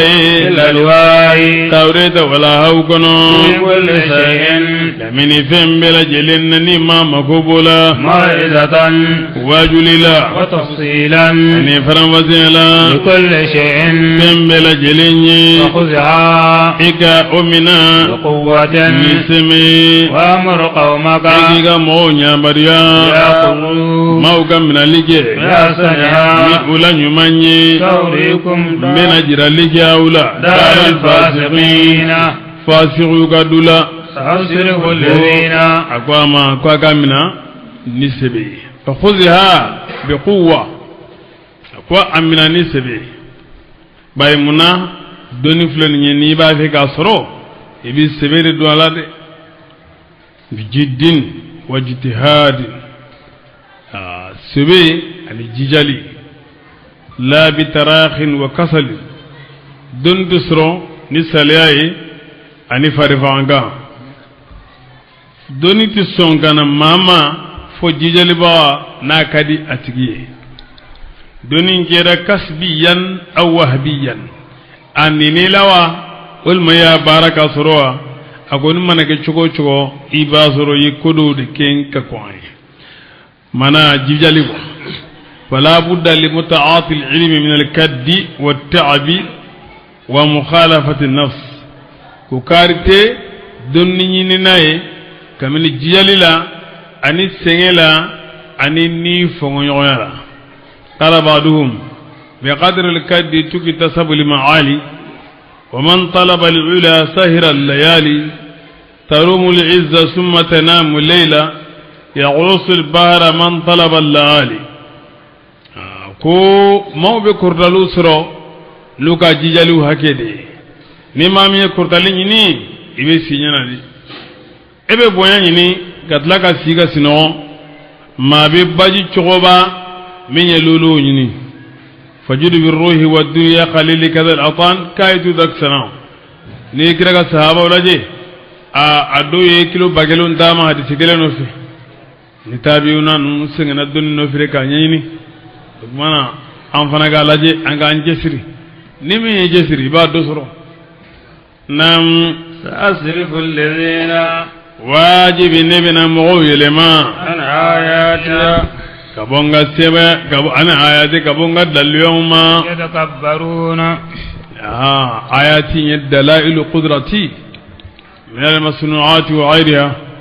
mina mawilema kabonga sebe dalu famyama yatakabbaru aminu mu yere kunje bonya filardi dugukolola na mageni chi kullu labla uluti tasiala nam nu ye kabako ye la yuminu telimania biha yoro minna ko biha sariha angu masu andak masuma ayul ala nyamina ودي الأهوت ملا ملك لينو bari fengo fe beno tigenga ya fembe noyalu be fasaundi be okafsa minya be dagalembe kanalembe ekika mo nyamaria kuga menalige ni alalla melekelinye uka tigenga ya fen ukulu batu uga noyalu ukulu tui bari ka sabge tajur sarabi ya fabe hakimina be sabali be minali ni yafai wakafsa ntajur sarai sabali kanyi ni hakimina naam bismillahi wa in yara sabila rusdi ni kana siradegi la yattakhidhuhu uti usmina sabilan siraye yara sabila al-ayy nganu ye fili sira dege yattakhidhu bodi sumina sabilan sira dege zalika o yelemali bi annahum ka sabge ulu kazzabu ungalon tigera de ayatina nanga ayawi wa kanu ukira qafilina ninambawi kabama walladhina maminu kazzabu nolongalon tigera ayatina nanga ayawi والقائل anilla haraka bin onyai ثبتت أعمالهم lugabara ubina هل يجزون tu sara إلا ما kofin sara de la كانوا nukera lumubara واتخذ موسى musa ka maw yusumnalike من بعده musa tagalengo من حليهم kaminu ka masirula عجلا turala جسدا farikulugankela له خوار kasigambaye ألم يروا يترس منه وهذا الإجل قد هرقه موسى عليه السلام ونسفه في البار نبي الله موسى أين تران جني كاسورو باجفي كمي علي أفجومي جندي لا موسى سامري دي أدلا كان ابن زنا نعم عليكم تهلا لدين يمودين كنو أبايا جني كلو دلا أرسل الله إليه ala jibril chama a labana abe sinidi amma gamna bulu ko ina كان يعرف akira abe jibril don na jigina duguma لما نزل to ma ne jibril pati nyebe nyama oden nuna ala ka dan fe ndo uni balo ka kandu wolo ka ay umanga fagade araba dem fagale balawdi fagalin junubu ka boni nyama odinya junubu ye abe akido ya fam fagali junubu ka boni jena junubu ye mana shiman ne ala ala tige ato ya ka balo dukolo wa ka fenya ka adama dem faga ni ya afani ni mo halala dem faga be junubu gele wa shara la fana bi faga nyoje goy nawo ni a den suga faga do be faga nyoje awo na ba nani nama boki nama fulo o ya dama kiri ngami ngoni ga nyama sabadra ne ya fa duno be fa wanyo ko ne kawo nam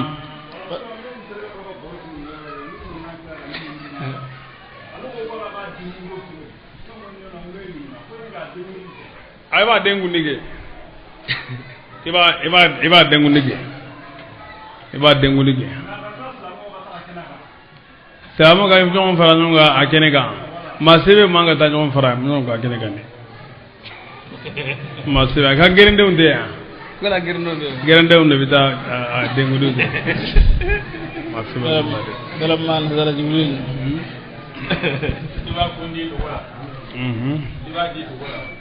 فلما نزل جبريل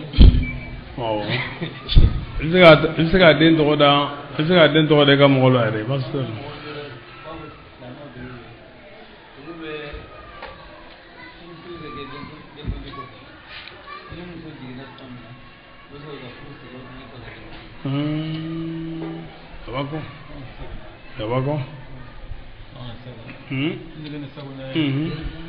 Tabako.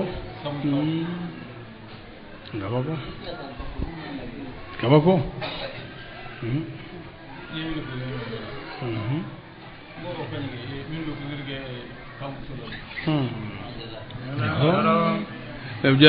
Oyoro laika donko adengundi bike mais do wa den do da ko mu yere la awa do ra Musa de la Hamza Musa bo wa da Musa mane o ni Musa ni ndo Samiri ko la do ra Musa abi gode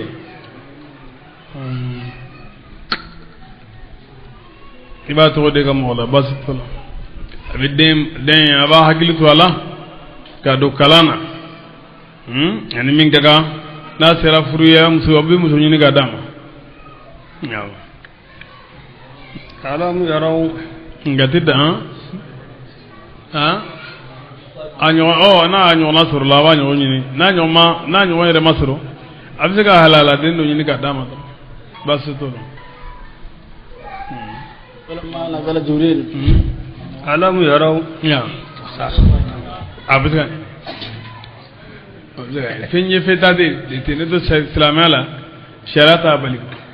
ni silamɛ dɔ dɔrɔn sariya t'a bali nka komi ko ɲɛfɛ fɛn ba komi a b'a kalama cogo min naam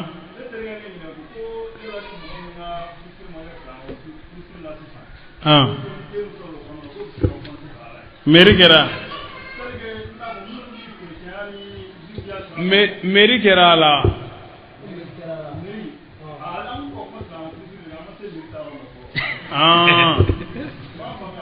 o b'a yɛrɛ ko furusi yɛrɛ ma kɛ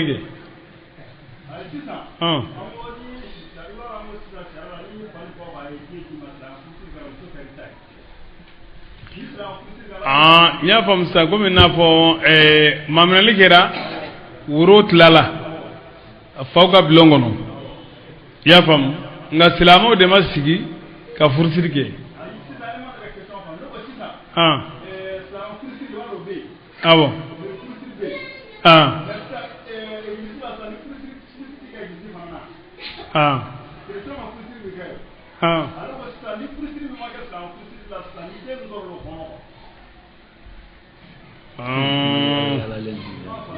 bon n b'a fɛ ka min fɔ sisan i y'a dɔn furusiri ye sigiyɔrɔma 3 de a sigiyɔrɔma fɔlɔfɔlɔ i taara i ye mɔgɔ dɔ den ye i y'a denmuso ye a diyara i ye i ye mɔgɔ wuli ka taa ɲini u fɛ k'a fɔ i b'a ɲini furu la i y'a faamu u ko baasi t'a la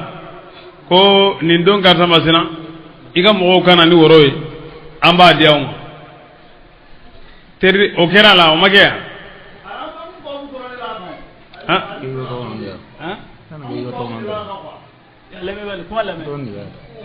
an fa waati ne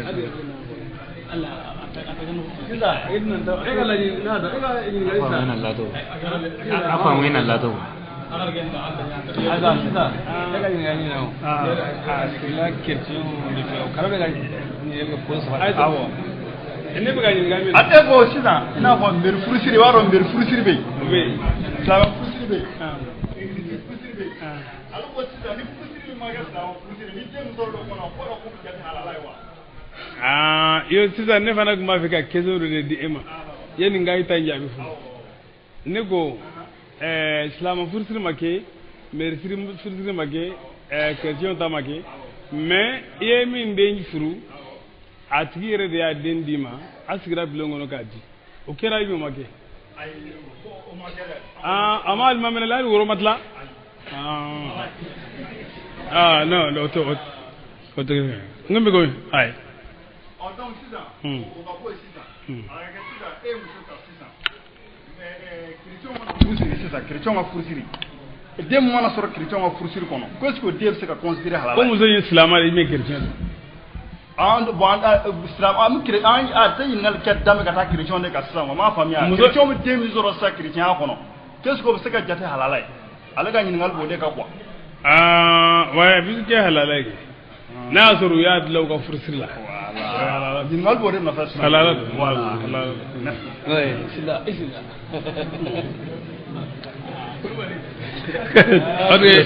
halala ko in ye min ye a ka sigida ka laada a ka sigida ka laada diinɛ ta bɛ yen nɔ sigida yɛrɛ fana ta bɛ yen nɔ yɔrɔ bɛ n'a ka cogoya de dɔn quoi bon i bɛ lahalaya min na don min ni furu sirila o lahalaya kɔnɔ o dɔn o ye halala de ye den min sɔrɔla o la o ye halala de ye kafiru bɛ ka furusiriw kɛ den minnu mana sɔrɔ o kɔnɔna na tiɲɛ don ni silamɛw don an kɔni ka silamɛya ka furusiri cogo tɛ mais kafiru ka furusiri cogo dɔn ni den min sɔrɔla o den ye halala de ye o ye halala naam ni den misaliya sisan ni a y'a sɔrɔ o den fila n'u bɛɛ kɛra silamɛ ye den min sɔrɔla o cogoya la u bɛɛ silamɛyalen ko ni kelen fatura u bɛ ɲɔgɔn ka tiɲɛ ta awɔ u silamɛyalen ko komi u bɛɛ t'u ka lahala in na awɔ n'o tɛ ɲamaden tɛ tiɲɛ ta de ɲamaden b'a ba dɔrɔn de ka tiɲɛ ta voilà balima n'a balima lumière n'o tɛ ɲamaden tɛ tiɲɛ ta a bɛ tiɲɛ ta ni bayanfa de ye a tɛ tiɲɛ ta ni fayanfa ye hali n'a fa dɔnna tiɲɛ t'u ni ɲɔgɔn cɛ teridenw u sen tɛ tiɲɛ la bon o de ye sariya ye i y'a dɔn an ka waati min n'u tun b'a fɛ k'an ka ko taabolo yɛlɛma u tun b'a fɛ k'ale de sen don tiɲɛ la mais a ma se ka marcher anw gɛlɛn tɛ diɲɛ fan caman bɛ yen nɔ u ma sɔn k'a fɔ ko i terimuso den ka don i ka tiɲɛ la k'a sɔrɔ furu tɛ i n'a cɛ a tɛ ɲɛ a tɛ se ka marcher naam ya waaye furusu i y'a dɔn fɛn komi n y'a fɔ cogo min n ko n b'a feere i y'a dɔn bamanan na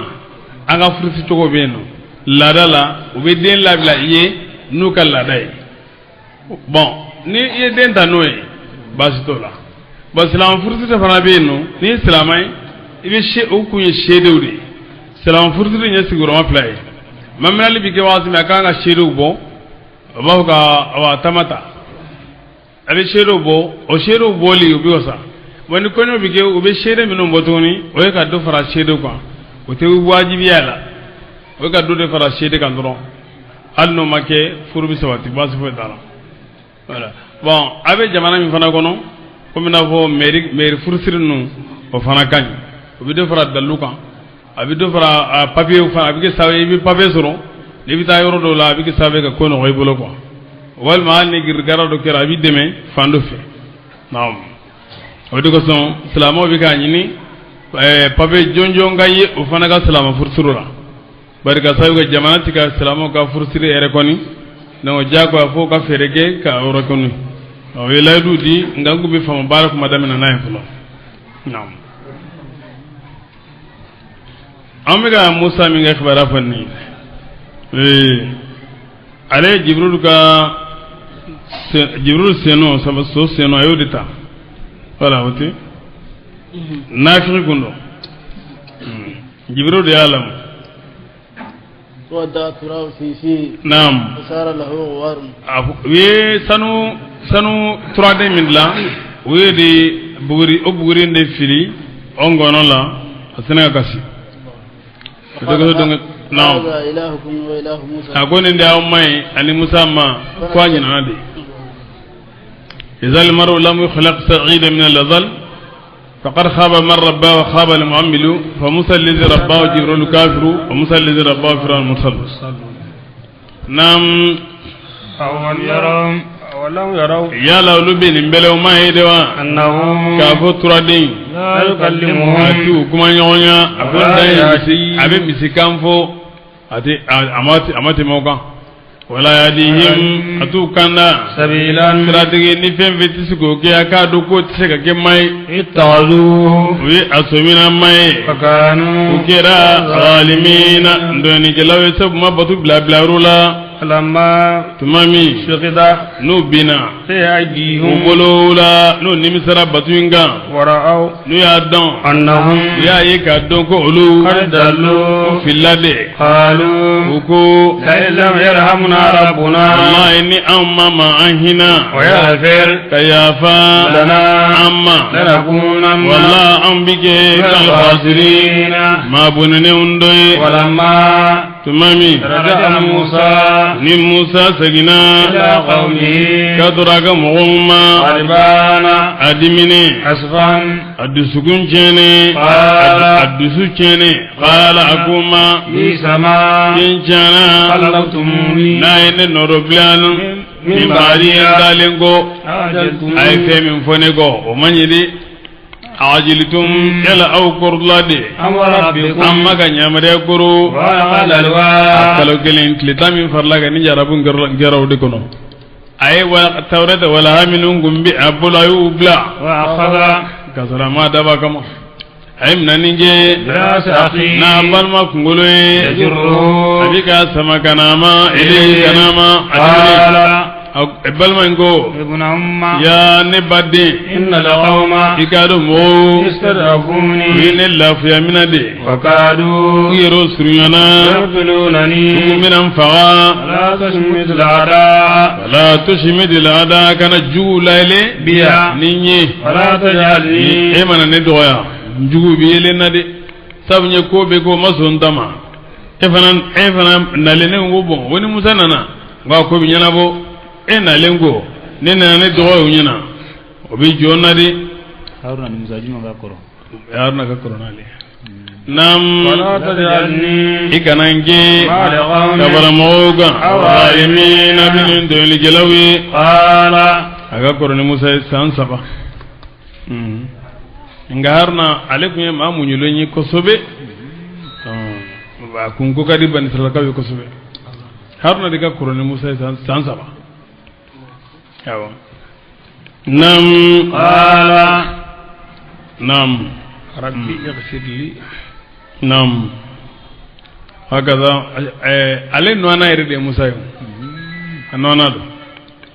nam قال a ko ربي ya ne ma اغفر e ka yafa لي ne ma ولأخي ani balimakɛ ma وأدخلنا i b'a fɔ ko yala mun na a y'a minɛ n'a kunkolo ye k'a sɔrɔ a kɔrɔkɛ don ala e t'o de fɔ wa mais a y'a minɛ a jɔnni ka hakɛ la Ala tulonkɛ tɛ yen dɛ balimaya tɛ yen yawma la yanfa'u malun wala banun illa man o tɛ n ko Musa de kɛra sabu ɲuman ye ka Haruna kɛ kira ye a ko Haruna de ka ko huwa afsahu minni Allah a ko Ala ma ko Haruna de bisi kuma la ka tɛmɛ ne kan k'o kɛ ciden i ka ne to yen o kɛ ciden ne mɔgɔ min bɛ o kɛ a kɔrɔkɛ ye n'o ye nin kɛ a kɔrɔkɛ la Ala ko la o tɛ baasi ye naam a tɛ kɔrɔ kan juguya tɛ وادخلنا كأن بلا جليل لندو في رحمتك إكاهنلا وأنت إدم أرحم الراحمين أديهن باو بلا هنباي إن الذين ما منو اتخذوا العجل لولي تردن سمين ماي سينالهم غضب دمين بن أولسرو من ربهم تابو مارو كل ذابا وذلة أن الدعيما في الحياة نينما يلا الدنيا لو كنت لك سرو وكذلك yu nyamara kuku ire fa iduga ma bilu kan fuko ya madon nam وكذلك uchuya wala نزل المفترين ambin galon digelaw saranin juendela والذين doa ma uga ko la wambe ke doa ma de mama ni geran galon digelay jamfanti namarato yi foyti la bay bulu foyti la nam والذين ma minu عملوا سيئات nuli juma mbara ثم kasagi تابوا no tubira من بعدها juguma intemenengo وآمنوا no limaniyara إن ربك imma من بعدها tubu intemenengo لغفور wallahi ya fa badu ye رحيم hini badu nuye ولما tumami سكت الغضب ni dimi ni dade عن موسى tawa Musa ma dimi be munde fo Muhammadi afaga anneni agosi maywa dimi wodi fo dron adenyu manji de la koy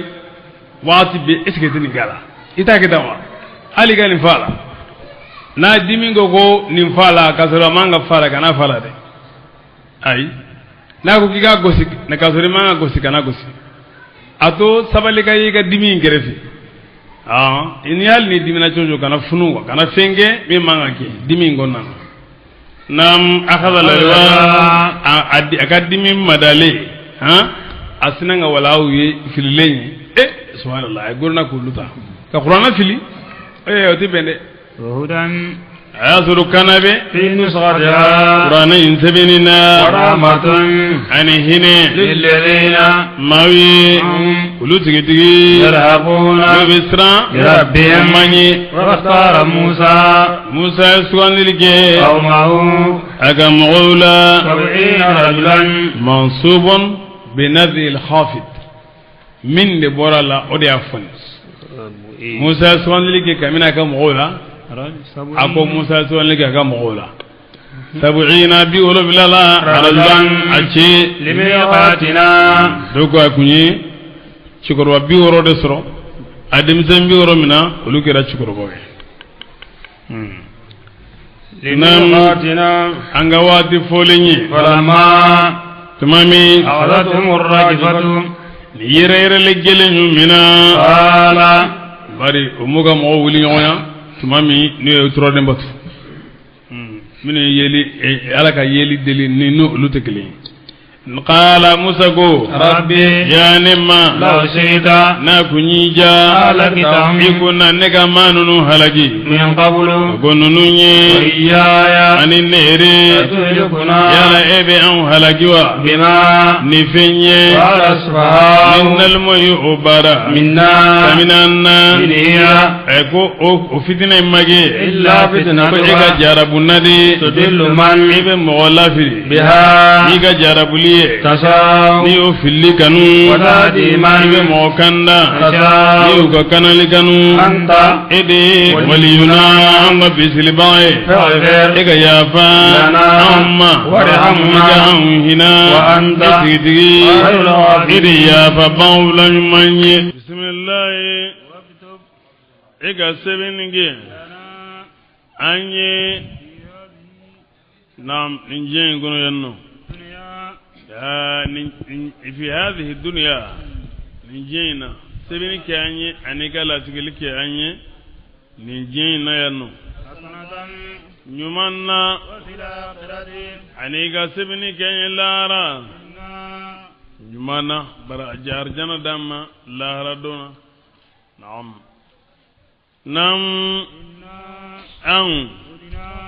أن توبيرا أن سجنا إليك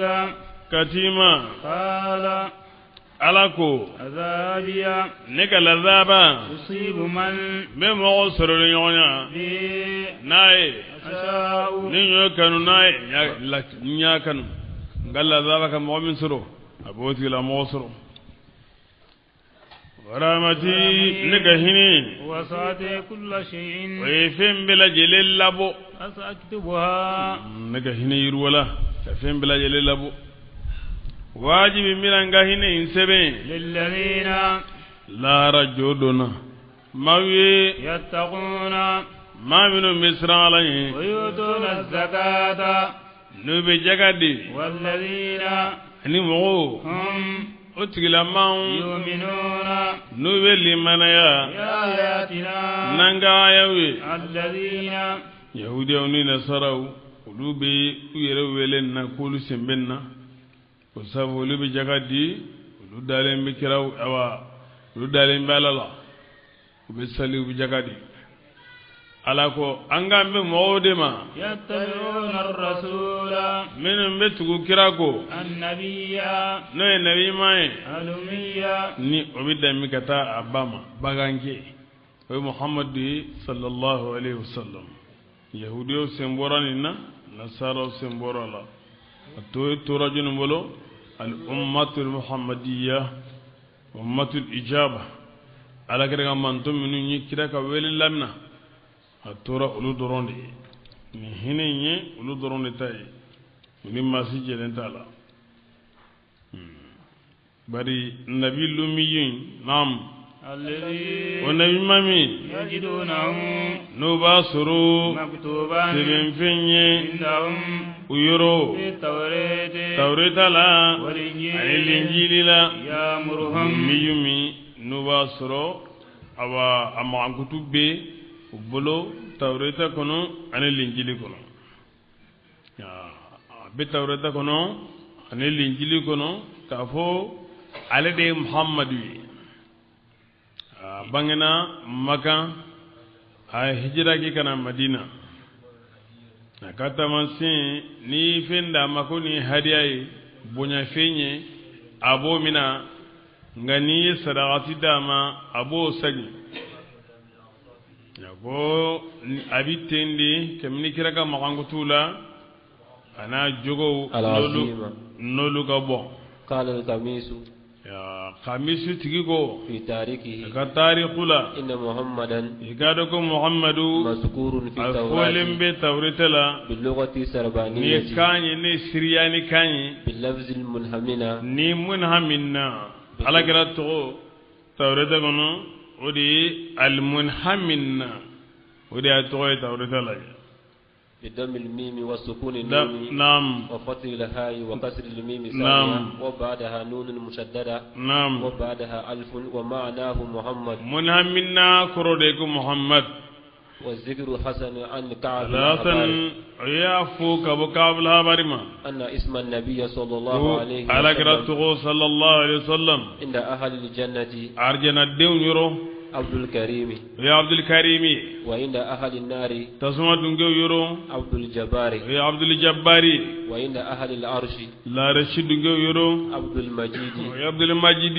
وعند سائر الملائكة ملكته يرو عبد الحميد وعند الأنبياء يمن يرو عبد الوهاب وعند الشياطين شيطان يرو عبد القهار وعند الجن جنو يرو عبد الرحيم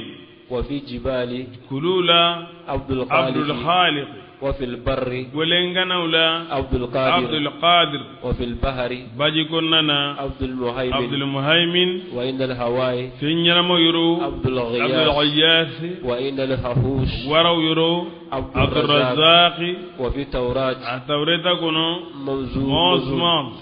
موز نعم على كلام بيقولوا دي لا تفريط لا وفي الإنجيل كنو طاب وفي الصوف عاقب غابو كنو اتوكو عاقب وفي الزبور كنو فاروق وعند الله على يرو طه ومحمد صلى الله عليه وسلم إنجيل يوحنا أبوكو نانا كو بارقلت بارقلتي يالا كا تشيدين دي اوغلو كو إيسا أيوا التوراة من الإنجيل مبولو ني واتل أبوكو ناتل بارقلت إنجيل يوحنا أبو بلو يسا بسم الله يأمرهم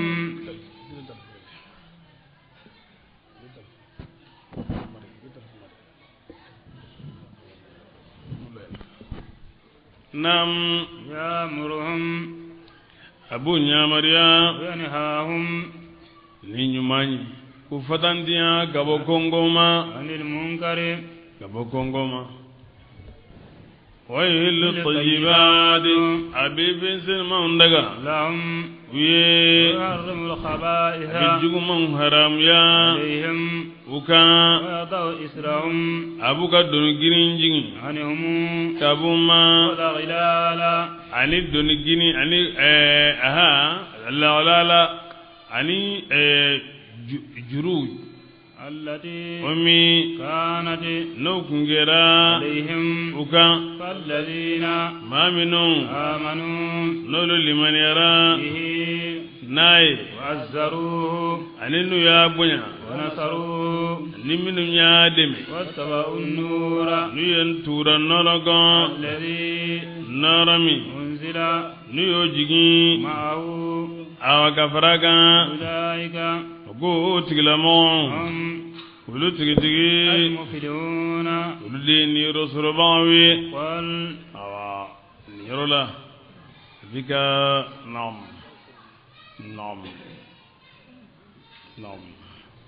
hakaza nam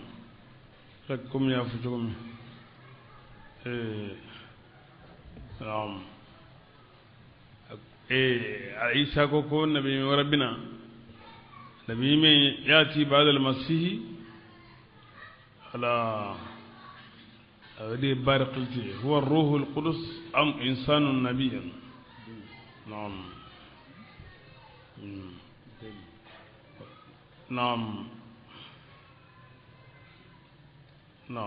بسم الله قل أفو يا أيها الناس وتصور أرادوا نعم أن البرق المشتق لغويا من الحمد ويعني الهمات المحمود أو الممدوح أو الممجد ويشير إلى نبي اشتق اسمه من الحمد وأن ما أطلقه المسيح من صفات البرق هي صفات هذا النبي وتشير إلى أعماله وشريعته وما شهد به المسيح عنه الإنجيل من بي أبلو بيبينا نمبار قلتين دي بو أكوننا أوغو بار قلتين من فو إيسا كوكو على بي ماو كباريا نبار قلتي وريكو بنا bon o barqulti min bina niya atogo bi fara ka bo ala ka tannin de la ko atogo bi fara ka bo ala ka tannin de la bon ala ko de la mubashiran bi rasulin yati min ba'di ismuhu ahmad ahmad abiga koroli ka toro dem naam bismillah قل نماي بركلت اسم نبي الإسلام في إنجيل عيسى عليه السلام لأحمد حجاز السقا نعم بسم الله قل عفو يا أيها الناس يا مبارا قسم النساء كرام ما جمال تقو أني سلامو كان كرام من أجومي بفهم يرنو أقول ويدوانهم يسرهم أبوك دون جرين جنگابوم ولا علala ويجليو جلياني كانسير جرو ودي غلوي يجرو مبيشرو موكانا أفضل ما يقول غلو وجماعة دي علالوي jangana feminu no kungera ukan ka foiga ni fa tubula ani ka sofin no tigi gabo finina والذين آمنوا بي ما من لمن يرني محمد بي كمني جمعنا وأذروه ويابونا أذروه كرودي وقروه ولا على بانيني أنفي أنغنا على كرام منا كمنا فو شيدين غوانسا كفو شيدين تنو أي كيرادو أنك بنيا كاكا أنغا بنيا نعم وعزروه ونصروه عن النيادم واتبعوا النور الذي أنزل